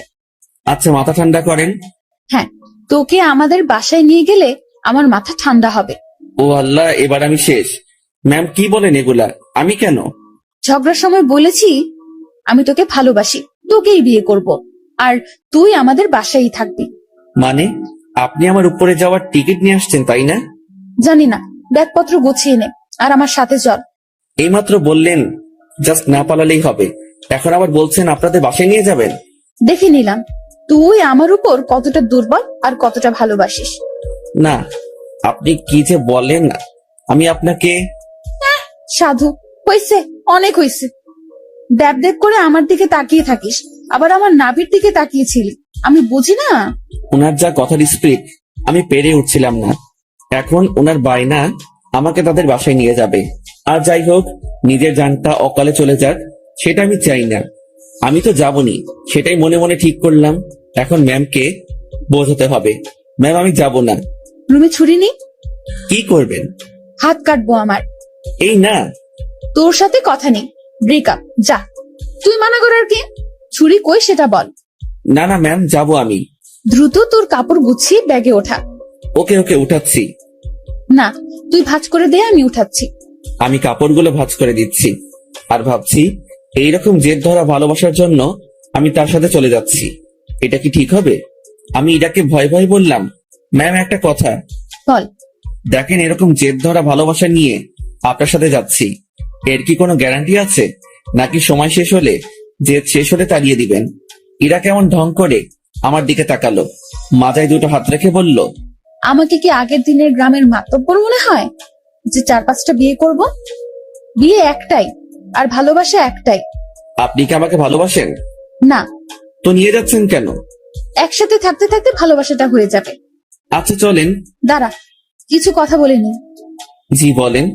আমাদের তো জয়েন্ট ফ্যামিলি, বাসায় প্রায় 50 জনের বেশি মেম্বার আছে। কেউ যদি বলে তুই কি কাজ করিস, কি বলবি তখন? এখন তো বেকার, কি আর বলবো, বেকারই বলতে হবে। না, তুই যে পিয়নের চাকরি করিস সেটা বলবি। চাকরিটা তো নেই। আছে। আপনি বললেই হলো নাকি? স্যার আমাকে মানা করে দিয়েছে। কোম্পানির 60% শেয়ার আমার। মালিক তাহলে কে? জি আপনি। আজ বাসায় আমার সাথে থেকে কাল সকালে দুজন একসাথে অফিসে যাব, ঠিক আছে? জি ম্যাম, ঠিক আছে। যানটা হাতে নিয়ে ওনার সাথে রওনা দিলাম। ম্যাম কখন কি করে বোঝা বড় দায়, তার মাথায় যে কি করে আল্লাহ জানে, আর উনিই জানেন। ওনার বাসার দিকে যতই অগ্রসর হচ্ছি ততই বুকের ধুকপুকুনিটা বাড়ছে। ম্যামের বাবাকে অফিসে দেখেই যে ভয় পেয়েছি, এখন তার সামনে থাকতে হবে, তাও আবার তার মেয়ের হবু জামাই হয়ে। ভাবতেই সারা শরীরে লোমগুলো দাঁড়িয়ে যাচ্ছে। ওনার বাসায় পৌঁছে গেলাম। গাড়ি যেখানে পার্ক করলো সেখানেই আরো অনেকগুলো গাড়ি। বাসাটা দেখে মনে হয় না এত লোক এখানে থাকে। এই, তুই আমার পিছু পিছু থাকবি, ওকে? জি ম্যাম, ওকে। বাসার ভেতরে ঢুকলাম। বসার ঘরে সবাই বসে আছে, কেউ কেউ আড্ডাতে মেতে আছে। আমাদেরকে দেখে সবার কাজ করা বন্ধ হয়ে গেল। আমি মাথা নিচের দিকে দিয়ে আছি, কারো দিকে তাকানোর সাহস নেই। এই ম্যামের জন্য আমি এই পরিস্থিতিতে পড়েছি। আমি ম্যামের কথা কেন শুনতেছি? আমি কি ওনাকে মনের অজান্তে ভালোবেসে ফেলেছি? না, ভাবনা ঢুকলে চলবে না, এখন অ্যাক্টিভ থাকতে হবে। ম্যাম যেটা বলবে সেটাই করতে হবে। ধীরে ধীরে বাসার সবাই চলে আসলো। ওনার বাবা মা তো প্রথম থেকেই এখানে ছিলেন। এই যে আমি আমার বরকে এনেছি, আজ থেকে ও এখানেই থাকবে। কেউ যদি আমাকে বাসা থেকে বের করে দেওয়ার কথা ভাবো, তো আমার সম্পত্তি বুঝিয়ে দিয়ে তারপর বের করে দিও। তুই আমার মেয়ে। দেখো, ওর জেদ খুব। তুমি কিছু বলো না, ও ঠিক হয়ে যাবে। আর এই ছেলে তোর আমি।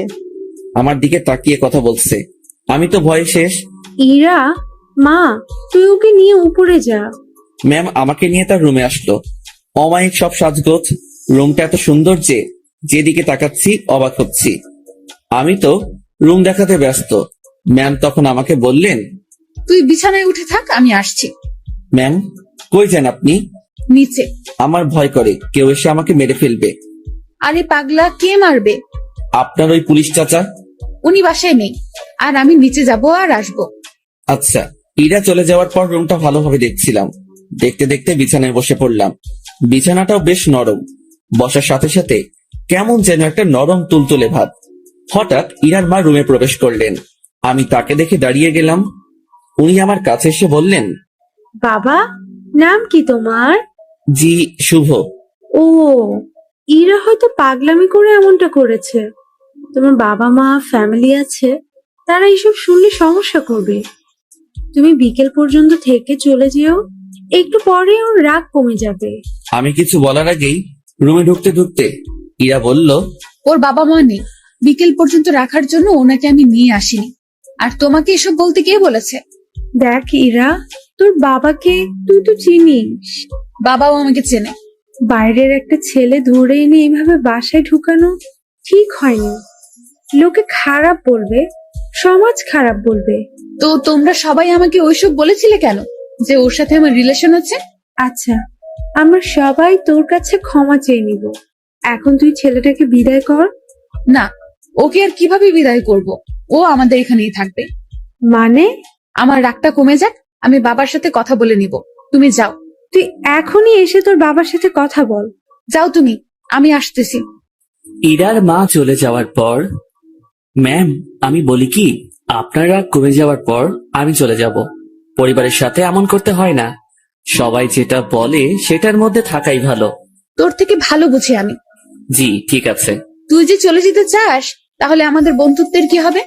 এরকম বন্ধু পাওয়া অনেক মুশকিল। এখন পেয়েছি, কাছে রাখার চেষ্টা করব।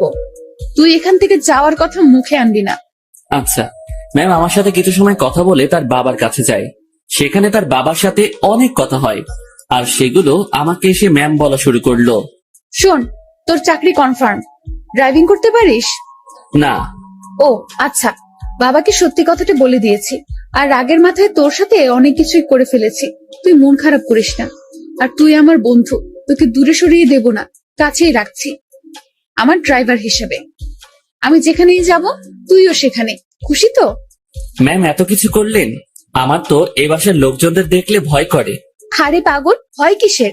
আর তুই থাকবি তো আমার সাথে, একা একা তো না। হুম।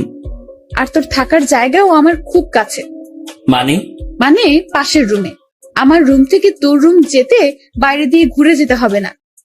2 রুমের মাঝেই একটা দরজা আছে, দেখবি? আয়।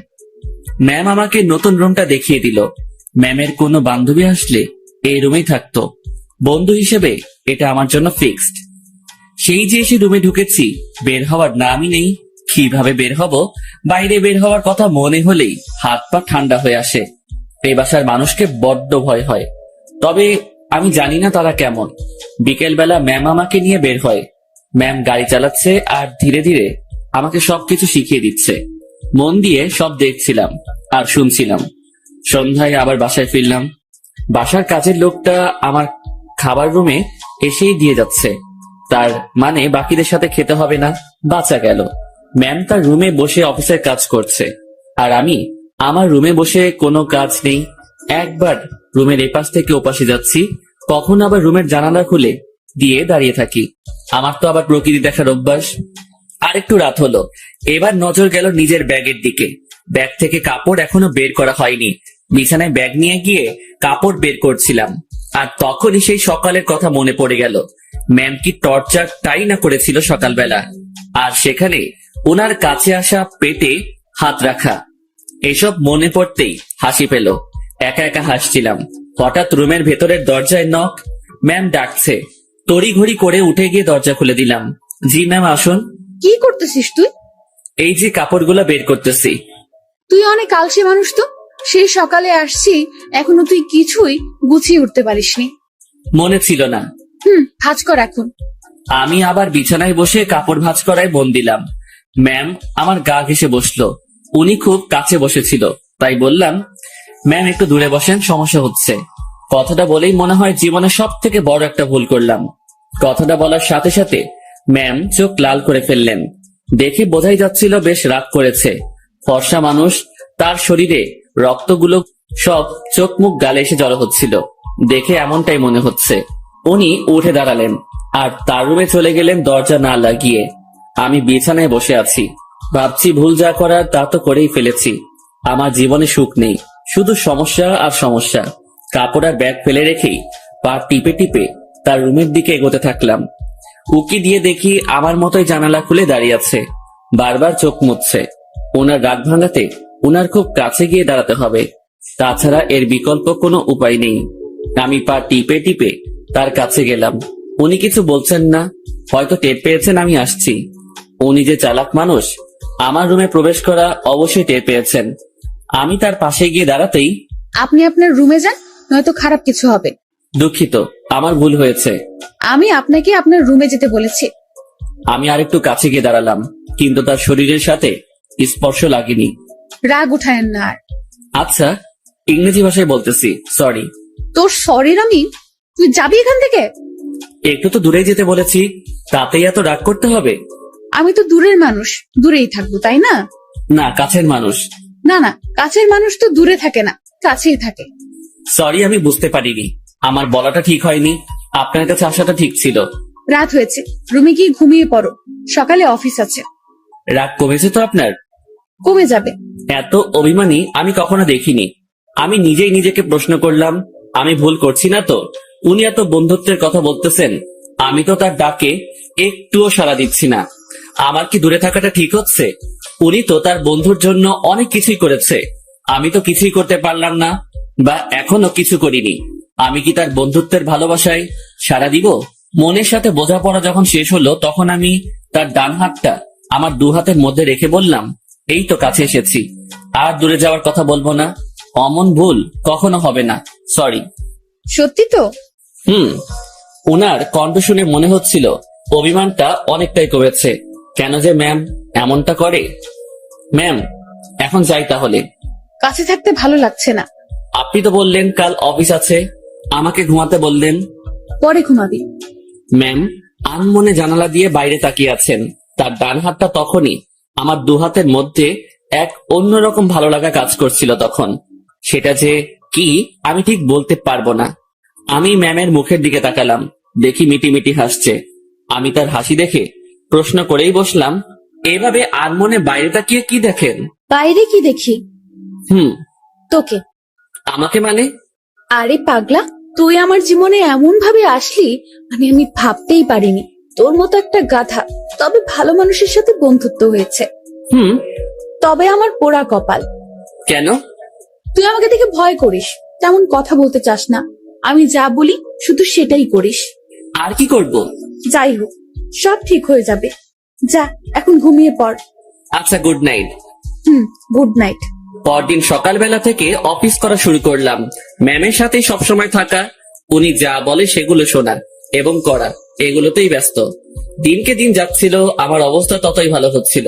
ম্যামের সাথে কথা বলতে এখন আর ভয় লাগে না। কোনো কিছু লাগলে সোজা সাপটা বলে দেই। এদিকে ড্রাইভিংটাও একটু একটু শিখেছি। তাদের বাসার দু একজনের সাথে কথাও হয়েছে। মোটামুটি সবকিছু স্বাভাবিকের দিকেই বলা যায়।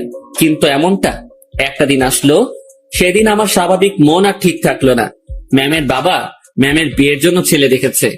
আজ অফিসে যাওয়া হয়নি আমাদের, কারণ ছেলে পক্ষ দেখতে আসবে। কিন্তু আমার কেমন জানি ভয় ভয় লাগছে।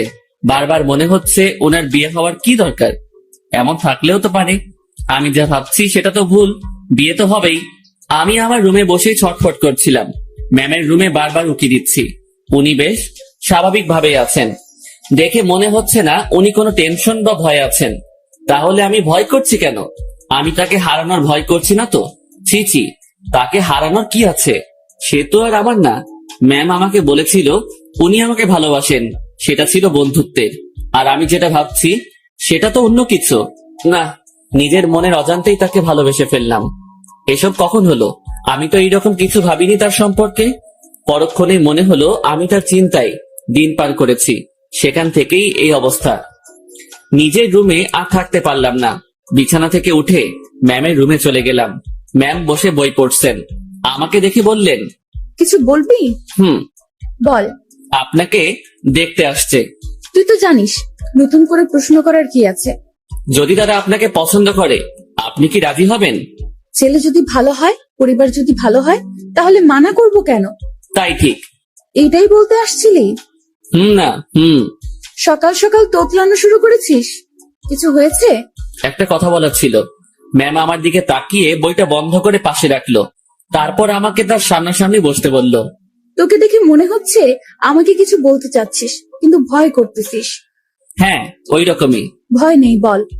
কিছু বলবেন না তো? আরে আমি তোর বন্ধু না, তোকে কি বলবো পাগল? ভয় নেই, বল। আপনি আপনার বাবাকে বলে বিয়েটা ক্যান্সেল করে দেন। ওই বিয়ে তো ঠিকই হয়নি, এখনই কিভাবে ক্যান্সেল করে দিব? আর কেন ক্যান্সেল করব? আরে আপনি চলে গেলে আমি কিভাবে থাকবো? ওই কিভাবে থাকবি মানে? তুইও থাকবি বাসার বাকি যারা যেভাবে আছে সেভাবে। আমাকে ছাড়া আপনি কি থাকতে পারবেন? ম্যাম আমার দিকে এক দৃষ্টিতে তাকিয়ে আছে। আমার কথা শুনে হয়তো সে অবাক হয়েছে। এই বাসায় বিয়ে করেন মানে? তোর মাথা গেছে নাকি? I love you. মুখ ফসকে হোক আর যেভাবেই হোক কথাটা বলে ফেললাম। মনে মনে ভাবছিলাম বাংলায় বলবো, কিন্তু মুখ থেকে ইংরেজিতেই বেরিয়ে গেল। আমার কথা শুনে ম্যাম মিটি মিটি হাসতেছেন। তুই যা বললি ভেবে বলেছিস? না। কেন? ভাবার কি আছে? আমার যেটা নিয়ে ভয় হয়েছে সেটার জন্য বলেছি এটা। কি নিয়ে ভয় হয়েছে? আপনার চলে যাওয়া। আমি চলে গেলে তো কি হয়েছে? তুই একটা বিয়ে করবি, তার সাথে থাকবি, সে তোর কেয়ার করবে। আপনাকে লাগবে। বাচ্চাদের মতো আবদার করতেছিস কেন? জানি না। এক অন্যরকম শুভকে দেখছি, যে কখনো এভাবে আমার কাছ থেকে কিছু চায়নি।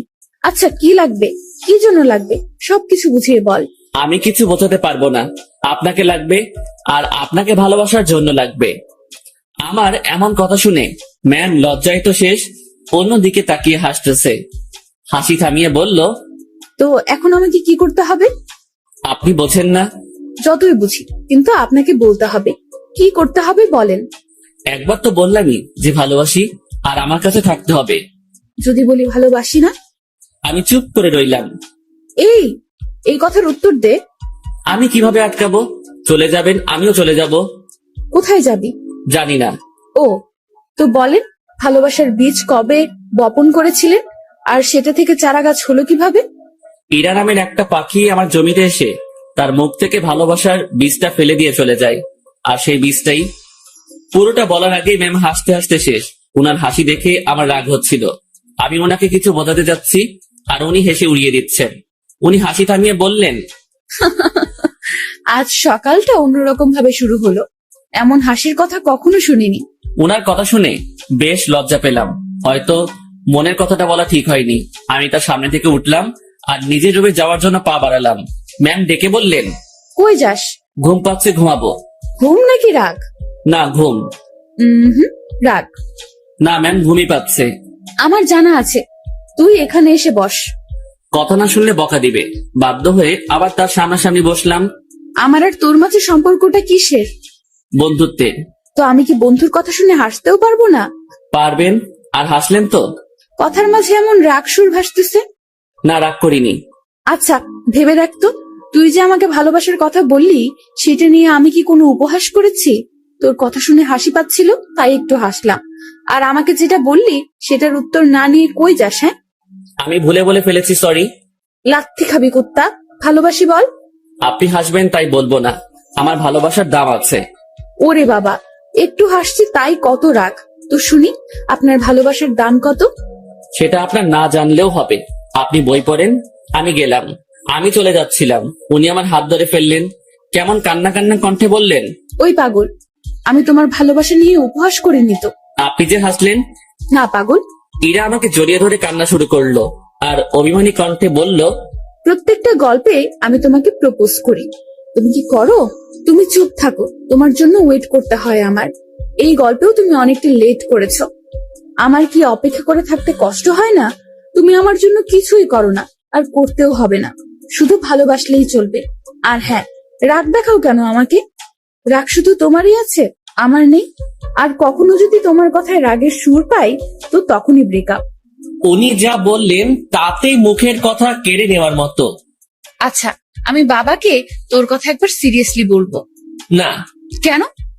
উনি যদি মানা করে, আর আপনাকে যদি সরিয়ে বা আমাকে যদি। বন্ধুত্বের উপর বিশ্বাস রাখ। ইরা আমাকে ছেড়ে দিল। সেও বেশ চিন্তিত, সাথে আমিও।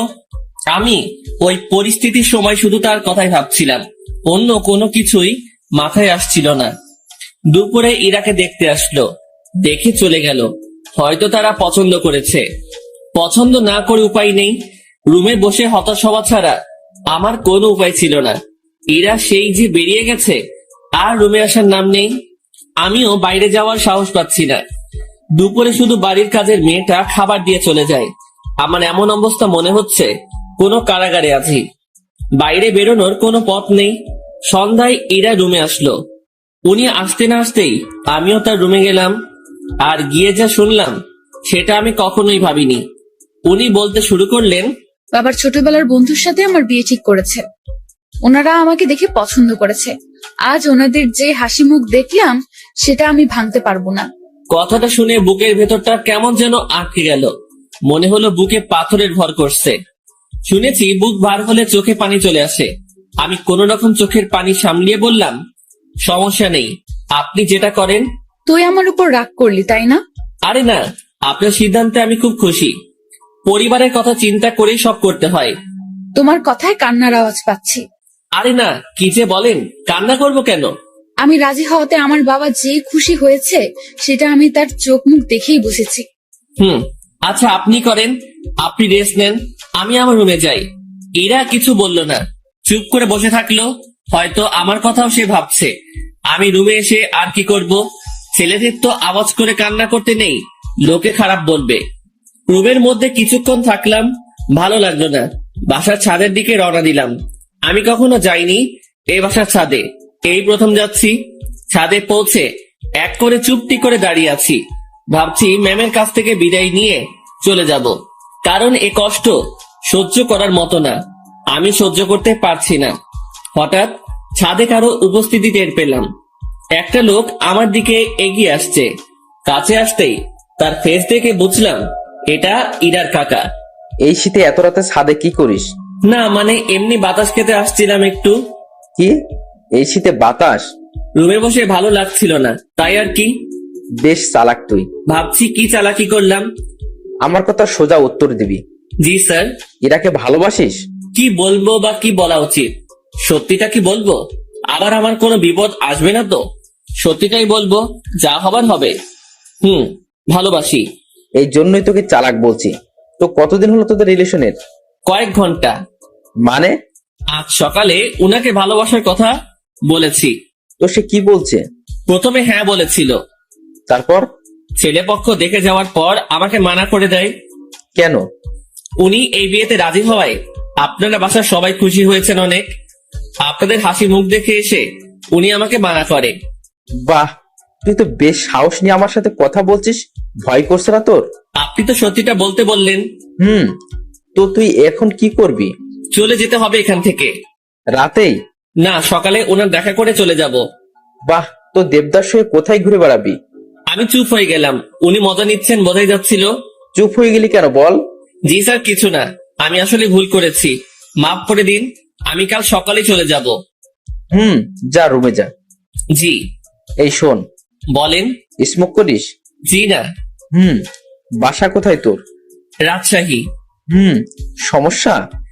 জি স্যার, বুঝলাম না। কিছু না, সকাল সকাল চলে যাস। নেক্সট টাইম আমার সামনে পড়লে সমস্যা হবে তোর। আমার সামনে যেন না দেখি। জি স্যার, আর দেখবেন না আমাকে। রুমে আসলাম। তার সাথে কথা বলতে ভয় তো করছিলই না, মনে হচ্ছিল আরো কিছু সময় কথা বলি। তারপর ভাবলাম আমার সাথে তার যে কথাটা হয়েছে এটা ম্যামকে জানানো দরকার।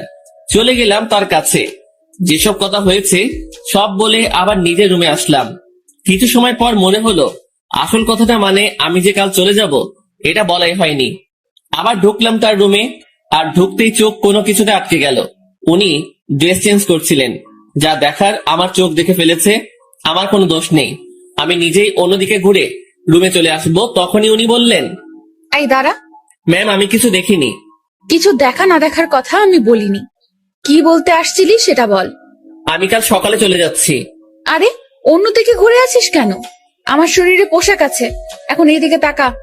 ঘুরে তার দিকে তাকালাম, এখন সব ঠিকঠাক আছে। কি যেন বলতেছিলি? এত জায়গা থাকতে রুমে ড্রেস চেঞ্জ করতে হবে কেন? এইটা বলতে আসছিলি? না। তুই বলবি নাকি মাইক শুরু করব? বলছি আমি কাল সকালে চলে যাচ্ছি। কোথায়? আমার গ্রামের বাড়ি। কেন? আমি এখানে থাকতে পারছি না, দম বন্ধ হয়ে আসছে। এতদিন তো দম বন্ধ হয়নি, আজ হচ্ছে কেন? দেখেন, ভালোবাসার মানুষটি চোখের সামনে থেকে এভাবে হারিয়ে যাবে, আমি এটা দেখতে পারবো না। তুই যদি যাস ব্রেকআপ করে তারপর চলে যাবি। ঠিক আছে, ব্রেকআপ। যা বলার বলে এসে কম্বল মুড়ি দিয়ে শুয়ে পড়লাম। ওনার কথা ভাবতে ভাবতে চোখের পাতাটা বন্ধ হয়ে গেল। রাত তখন কত হয়েছে আমি জানি না। আমার কম্বলের নিচে কাউকে অনুভব করলাম। কেউ একজন এখানে এসে শুয়ে আছে। নিজের ঘুম ভাঙাতে চোখ খুললাম। কম্বলটা মাথার উপর থেকে সরিয়ে দেখি ইরা আমার পাশে শুয়ে আছে।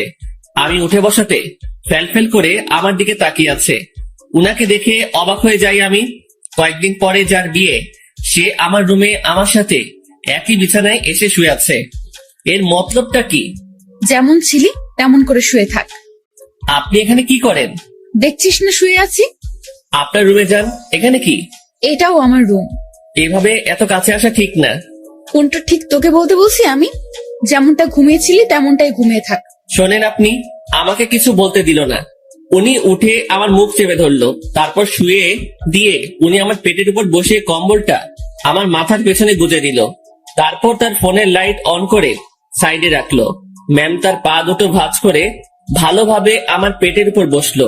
তারপর তার হাত দুটো গালে রাখলো। বাইরে থেকে এই অবস্থা দেখে মনে হবে একটা ত্রিভুজের মতো, ভেতরে আলো থাকায় ছোট্ট একটা 3 কোণা ঘরের মতোই লাগছিল। তারপর তোর সাহস কি করে হয় আমার সাথে ব্রেকআপ করার? আমি চুপ। শুভ, উত্তর দে, না হলে তোর খবর আছে। আপনার যাতে ভালো হয় সেই জন্যই করেছি। তুই ব্রেকআপ করার কে? করলে আমি করব। আমি করতে পারি না। তুই কেন করবি? ভালো তো আমি বাসি, ব্রেকআপ আমি করব। আর আমি কি ভালোবাসি না? আমার থেকে কম, সো তোর ব্রেকআপের কোনো দাম নাই। আচ্ছা, আপনি পেটের উপর থেকে নামেন, ব্যথা করতেছে। করলে করুক, আমি কি করব? আপনি যা করছেন সেটা ঠিক না।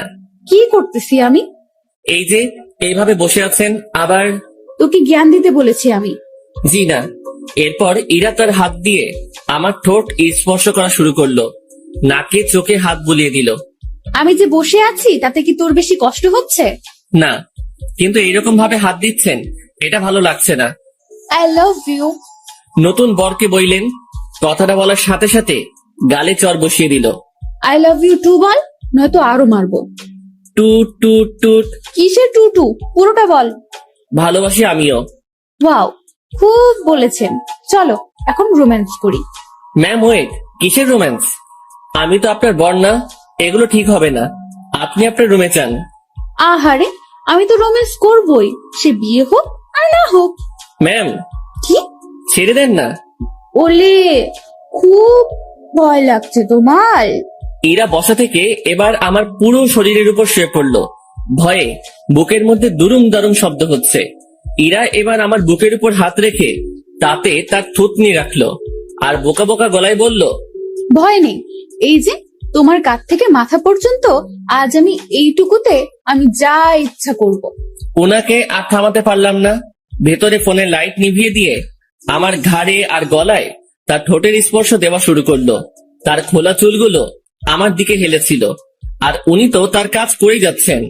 কিছু সময় পর, আমি তোমার বুকে এখন ঘুমাবো, সকালে আমাকে ডেকে দিও।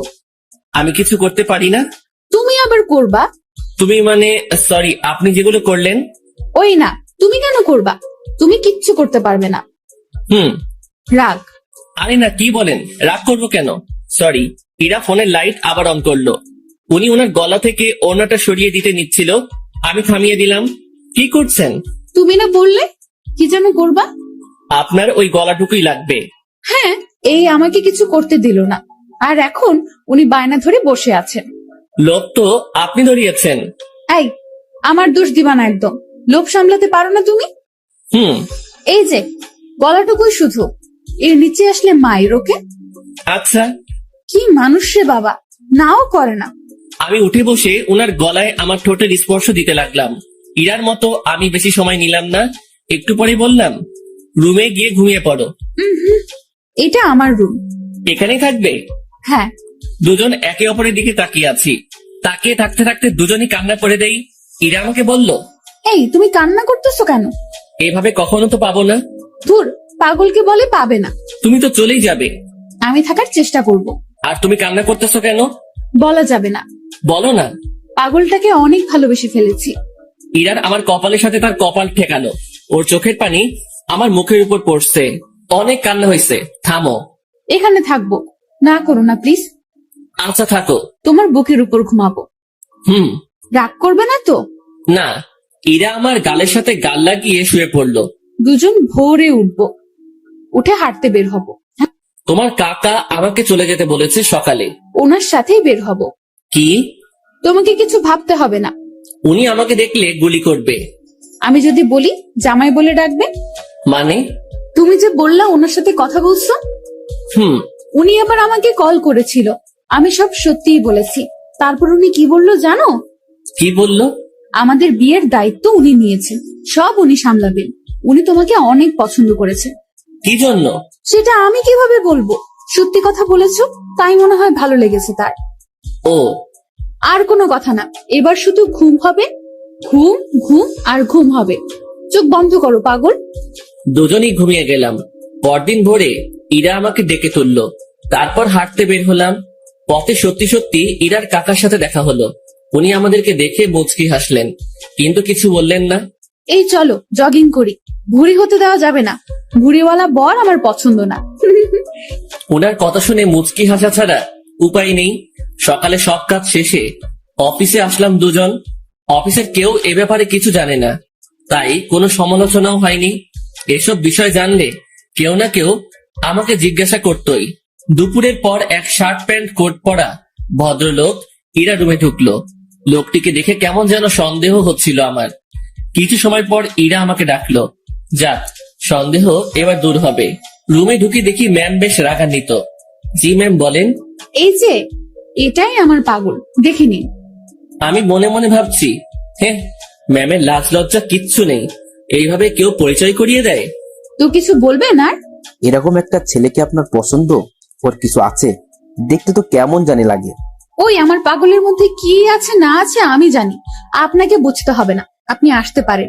ভেবে দেখেন, এর সাথে থাকলে আপনার জীবন নষ্ট হতে পারে। এই শালা, ভাষা খারাপ করবি না। জীবন নষ্ট হবে মানে?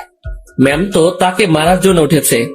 এতক্ষণে বুঝলাম এই লোকটাই ম্যামকে দেখতে আসছিল। ম্যাম যেভাবে মারার জন্য দাঁড়িয়েছে, লোকটি ভয়ে চেয়ার উল্টে পড়ে যায়। ম্যামকে থামিয়ে আমি ওনাকে টেনে তুললাম। দেখছিস আমার পাগলের মধ্যে কি আছে? সে চলে গেল। ম্যাম, এইভাবে কেউ ভয় দেখায়? আরে ভাই বলিস না, মাথাটাই খারাপ করে দিছে। আমি কত বুঝালাম, বুঝলোই না। আমি বাইরে চলে আসছি। ম্যাম তখন পেছন থেকে ডাকলো। ওই আমার পাগল। জি ম্যাম, বলেন। উনি মুচকি হেসে বললেন, কিছু ফাইল কপি করতে হবে, একটু সাহায্য করবেন? আমি করে দিচ্ছি। আরে আমার রুমের মেশিনে কালি নেই, তুমি ম্যানেজারের রুম থেকে বের করে নিয়ে আসো। আচ্ছা। ইরা ফাইলগুলো আমার হাতে দিল। উনিও ফাইলটা ধরে আছেন, আমিও এক পাশে ধরে আছি। উনি ছাড়ছেন না। রাগ করলে নাকি আবার? ছি, না ম্যাম, রাগ করবো কেন? এই যে কাজ করাচ্ছি। এটা তো আমারই কাজ। তোমাকে দিয়ে কাজ করাতে ইচ্ছে করে না গো। আমার কাজ করতে ইচ্ছে করে। স্যার, যান এখন এগুলো কপি করে নিয়ে আসেন। আর হ্যাঁ, আজ বাসায় ফিরতে রাত হবে, সন্ধ্যায় বাইরে গিয়ে খেয়ে এসে আবার কাজ শুরু করব, ঠিক আছে? আচ্ছা ঠিক আছে, সন্ধ্যায় দুজন বাইরে গিয়ে খেয়ে আসি, তারপর আবার কাজ শুরু। বিকেল থেকেই আমি ম্যামের রুমে বসে ওনার কাজ দেখছি মনোযোগ দিয়ে। মাঝে মাঝে কথা হচ্ছে। কাজ শেষের দিকে ম্যাম তখন বলল, আজ কি করব জানো? কি করবেন? এই যে তুমি করে বলো। কি করবা? এক জগ চা বানিয়ে দুজন রাত 10টার পর ছাদে যাব। কেন? গল্প করব। এই ঠান্ডায় ছাদে? রুমেই তো ভালো। আরে না, ছাদে আগুনের ব্যবস্থা করব, তুমি আমি পাশাপাশি বসে চা পান করব আর গল্প করব। আর স্যার, মানে আপনার বাবা যদি দেখে? ও পাগল রে পাগল, কাকা তো বাবাকে সব বলে দিয়েছে। বাবা আবার তার বন্ধুকে মানা করে দিয়েছে, আর সেই জন্যই ছেলেটি আমার কাছে আসছে রিকোয়েস্ট করার জন্য, যাতে আমি মানা না করি। তারপর তোমার কথা বললাম, তোমাকে দেখালাম। ও, এই ব্যাপার? জি, এখন বাসায় সব চলবে। সব চলবে মানে? বাসায় চলো, বাসায় গিয়ে বুঝাবনি, ঠিক আছে পাগল? কাজ শেষে আমরা বাসায় আসলাম। প্রতিদিনের মতো আজ আমাকে আর একা খেতে হলো না, সবার সাথে বসে খাচ্ছি। বেশ ভয় নিয়েই টেবিলে বসে আছি। ধীরে ধীরে সবার সাথে পরিচিতি হলাম। খাওয়া শেষে ইরার বাবা আমাকে ডেকে বাইরে নিয়ে গেলেন। দেখো, বাসার সবাই তোমাকে মেনে নিচ্ছে, শুধু আমি বাদে। এর পেছনে কারণও আছে। তুমি সামান্য একটা মানুষ, কত বড় ফ্যামিলির দিকে হাত বাড়িয়েছো, সেটা খেয়াল করেছো? ধরো কাল তোমাদের বিয়ে দিয়ে দিলাম, তারপর আমার মেয়েকে নিয়ে উঠাবে কোথায়? স্যার, বেয়াদবি মনে না নিলে একটা কথা বলি। বলো। আপনার মেয়ে বলেছে ও কাজ করে খাওয়াবে কিছুদিন, এর মাঝে আমিও কিছু একটা করে ফেলতে পারবো ওর সাহায্যে। আমরা এমনটাই ভেবেছি। ও, বউয়ের হাতের কামাই খাবে? না, বন্ধুর হাতের কামাই খাবো। মুখের উপর কথা বলছো। আমি তো বলেই নিলাম, কিছু মনে করবেন না। ওকে, দুদিন পর তোমাদের বিয়ে। সমাজের নিয়ম অনুযায়ী আমার মেয়েকে নিয়ে বাসা থেকে বেরিয়ে যাবে। কোথায় যাবে সেটা আমি জানি না। ওকে? জি স্যার। কথাটা ইরাকেও জানিয়ে দিও। জি। ইরার বাবা আমাদের উপর বেশ রেগে আছেন। রাগাটাই স্বাভাবিক, যা কাজ করেছি। বাইরে দেরি না করে ইরার কাছে গেলাম, গিয়ে কথাগুলো বললাম। এত তাড়াতাড়ি বিয়ে? ভাবলাম মাসখানেক একটু প্রেম টেম করবো, এখানে ওখানে ঘুরতে যাব, সেগুলো মনে হয় আর হবেই না। বিয়ের জন্য প্রস্তুতি নিতে হবে। হ্যাঁ, আগে তো বাসা ঠিক করতে হবে। তুই বেটা এত টেনশন নিতেছিস কেন? তুই বাবাকে বলেছিস বন্ধুকে বিয়ে করতেছিস, তাই না? তো তোর বন্ধু থাকতে এত টেনশন কেন? শোন, আমি একটা ফ্ল্যাট কালকের মধ্যে কিনে নেব। আর হ্যাঁ, সংসার করতে অনেক কিছু প্রয়োজন, সেগুলোও কিনতে হবে। বিয়ের পর সংসারে তুমি আমি 50-50 খরচ দিব। আমি এত টাকা কই পাবো? ও হ্যাঁ, তাও তো একটা কথা। আচ্ছা শোন, উপায় একটা বের করেছি। আমি দিব 80%, আর তুই 20%, আর ভালোবাসা দিবি তুই 99%, আর আমি 1%। কি? না, আপনি আমাকে ভালোবাসবেন না। যদি সংসারে 50-50 খরচ দিতে পারেন, ভালোবাসাটাও তেমনই ভাগ হবে। এটা কোনো কথা? তো নিজেদের মধ্যে রাজনীতি করাটা কি ঠিক? দেখ, আন্দোলন করতে থাক, কাজ হয় কিনা। মনটা একটু নরম করেন। আপনি যদি আমাকে 100% ভালোবাসা দেন, তো ভালোবাসার পিপাসায় আমি তো মারা যাব। ওই মুখে ওসব মারা যাওয়ার কথা আনবি না। জি ম্যাম। যা রুমে গিয়ে ফ্রেশ হয়ে নে। আচ্ছা। ফ্রেশ হয়ে দরজা লাগিয়ে দিলাম, কারণ দরজা খোলা থাকলে আজ আর ঘুমাতে দিবে না। ঘুম প্রায় চলেই আসছে, সেই সময় ডাকাডাকি শুরু করলো। মুখে বিরক্তি নিয়ে দরজা খুললাম। ওই এখনই ঘুমাচ্ছিস কেন? চা রেডি, চল ছাদে যাব। ওকে চলেন। ঘুমের 12টা বেজে গেল। দুজনে গিয়ে ছাদের মাঝখানে কিছু কাঠখড়ি দিয়ে আগুন জ্বালিয়ে নিলাম। ওনার সব কথা শুনতে হচ্ছে। এদিকে আমার নাজেহাল অবস্থা। নিচে থেকে উপরে এতগুলো কাঠখড়ি আনা, তাও আবার চোখে ঘুম নিয়ে প্রচন্ড রকমের বিরক্ত লাগছিল। আমি আর ইরা আগুনের খুব কাছাকাছি বসলাম। সে আমার শরীর ঘেঁষে বসলো। সে জগ থেকে একটা কাপে চা ঢাললো, তারপর কাপটা আমার হাতে দিয়ে বলল, আগে তুমি খাও, এই পুরোটা না, কিন্তু জাস্ট এক চুমুক, তারপর আমি, তারপর আবার তুমি খাবে। ইরা কথাটা বলে আমার হাতের মধ্যে দিয়ে হাত দিয়ে জড়িয়ে নিল। আমি এক চুমুক খেলাম, আর তারপর উনার মুখে ধরলাম। আমি যে জায়গাটায় ঠোঁট লাগিয়েছিলাম, ঠিক সেখানে সে ঠোঁট লাগিয়ে চা খেলো। খাওয়া শেষে ইরা আমার কাঁধে মাথা রাখলো। ওই একটা গল্প বলো। রুমে গিয়ে বলবো নি? জি না শুভ সাহেব, এখানে বলেন। কি বলবো মাথায় আসছে না। আনরোমান্টিক একটা বল। তোমার কিছু বলতে হবে না, আমিই বলছি শোনো। গান বলবো, ভালোভাবে শুনবা। বলো। আমার কাছে তুমি মানে সাত রাজার ধন, আমার কাছে তুমি মানে অন্যরকম, আমার কাছে তুমি মানে আমার পোষা পাখি, দিনে রাতে সুপুজিয়া তোমায় আমি দেখি, তোমার কাছে হয়তো বন্ধু আমি কিছু না, তাই তো তোমার স্বপ্নে বন্ধু আমি আসি না। এই ওয়েট ওয়েট, আমি ইরাকে গানের মাঝে থামিয়ে দিলাম। কি হয়েছে, থামালে কেন? তুমি আমার স্বপ্নে আসো তো? আরে গাধা, এটা গানের লাইনে আছে তাই বলছি। আমি তো জানি তুমি আমাকে কেমন ভালোবাসো। তুমি গানটা পারো? ও দারুণ, তাহলে চলো একসাথে গাই। তারপর থেকে শুরু করলাম। আমি মানে তুমি, আর তুমি মানে আমি। আমার কাছে আমার চেয়ে বন্ধু তুমি দামি। গলা ফাটিয়ে দুজন গান করলাম। আমাদের আওয়াজ শুনে ছাদে ছোট বড় সবাই এসে হাজির। আমরা সবাই গোল হয়ে বসলাম। আগুনটাও বড় করা হলো। তারপর সবাই মিলে আবার গান ধরলাম। রাতটা যে এমন হবে কখনো কল্পনাও করিনি। বাসার সবাই এসেছে, শুধু ইরার বাবা বাদে। আড্ডা শেষে রুমে আসলাম।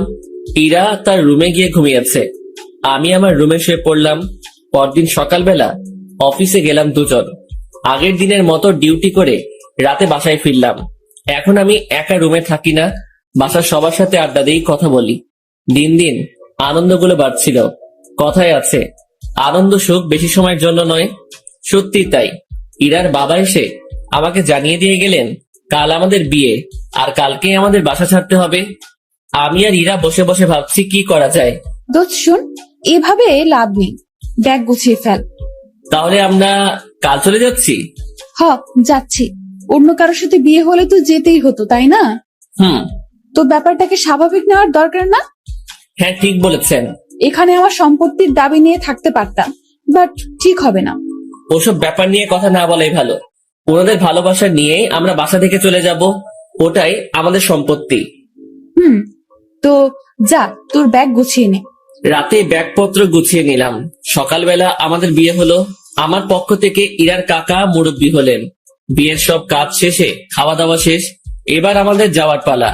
আমরা রাতে প্ল্যান করেছি বিয়ে করি আর যাই করি অফিস মিস দেওয়া যাবে না। এখান থেকে অফিসে যাব, তারপর কারো মাধ্যমে আমরা একটা বাসা ভাড়া নিব। রাতে আমাদের বাসার হবে।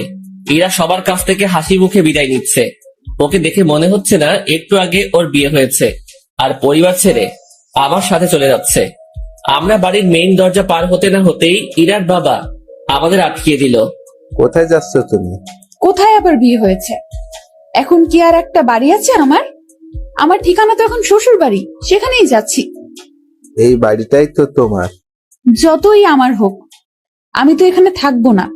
তুমি আমার উপর রেগে আছো? না, রাখবো কেন? তো চলে যাচ্ছ কেন আমাদের ছাড়া? তুমি তো যেতে বলেছো। কোথাও যেতে হবে না, আমি শুধু তোমাদের ভালোবাসাটা পরীক্ষা করে দেখলাম। কথাটা বলা মাত্রই ইরা তার বাবাকে জড়িয়ে ধরে কান্না করলো। পরে আমরা দুজন জানতে পারলাম এটা তাদের একটা প্ল্যান ছিল। কান্নাকাটি শেষে আমরা আমাদের রুমে ফিরে আসলাম। তখনই অফিসে যেতে চাইছিলাম, সবাই ধরে আমাদেরকে উপরে পাঠিয়ে দিয়েছে। যাক, এখন থেকে আমি দুষ্টামি করতে পারবো। এবার ওনাকে একটু দেখিয়ে দেই আমি কি পারি। ইরা শাড়ি পরেছিল, আমি তার কাছে গিয়ে জড়িয়ে ধরে এক হাত তার পেটে রাখলাম। ওই, কি করিস তুই? কি করি মানে, বুঝছো না? তুই ছাড়। না, ছাড়বো না। আরে ভাই, এগুলো এখনই না, দেরি আছে, আমার কিছু কথা আছে।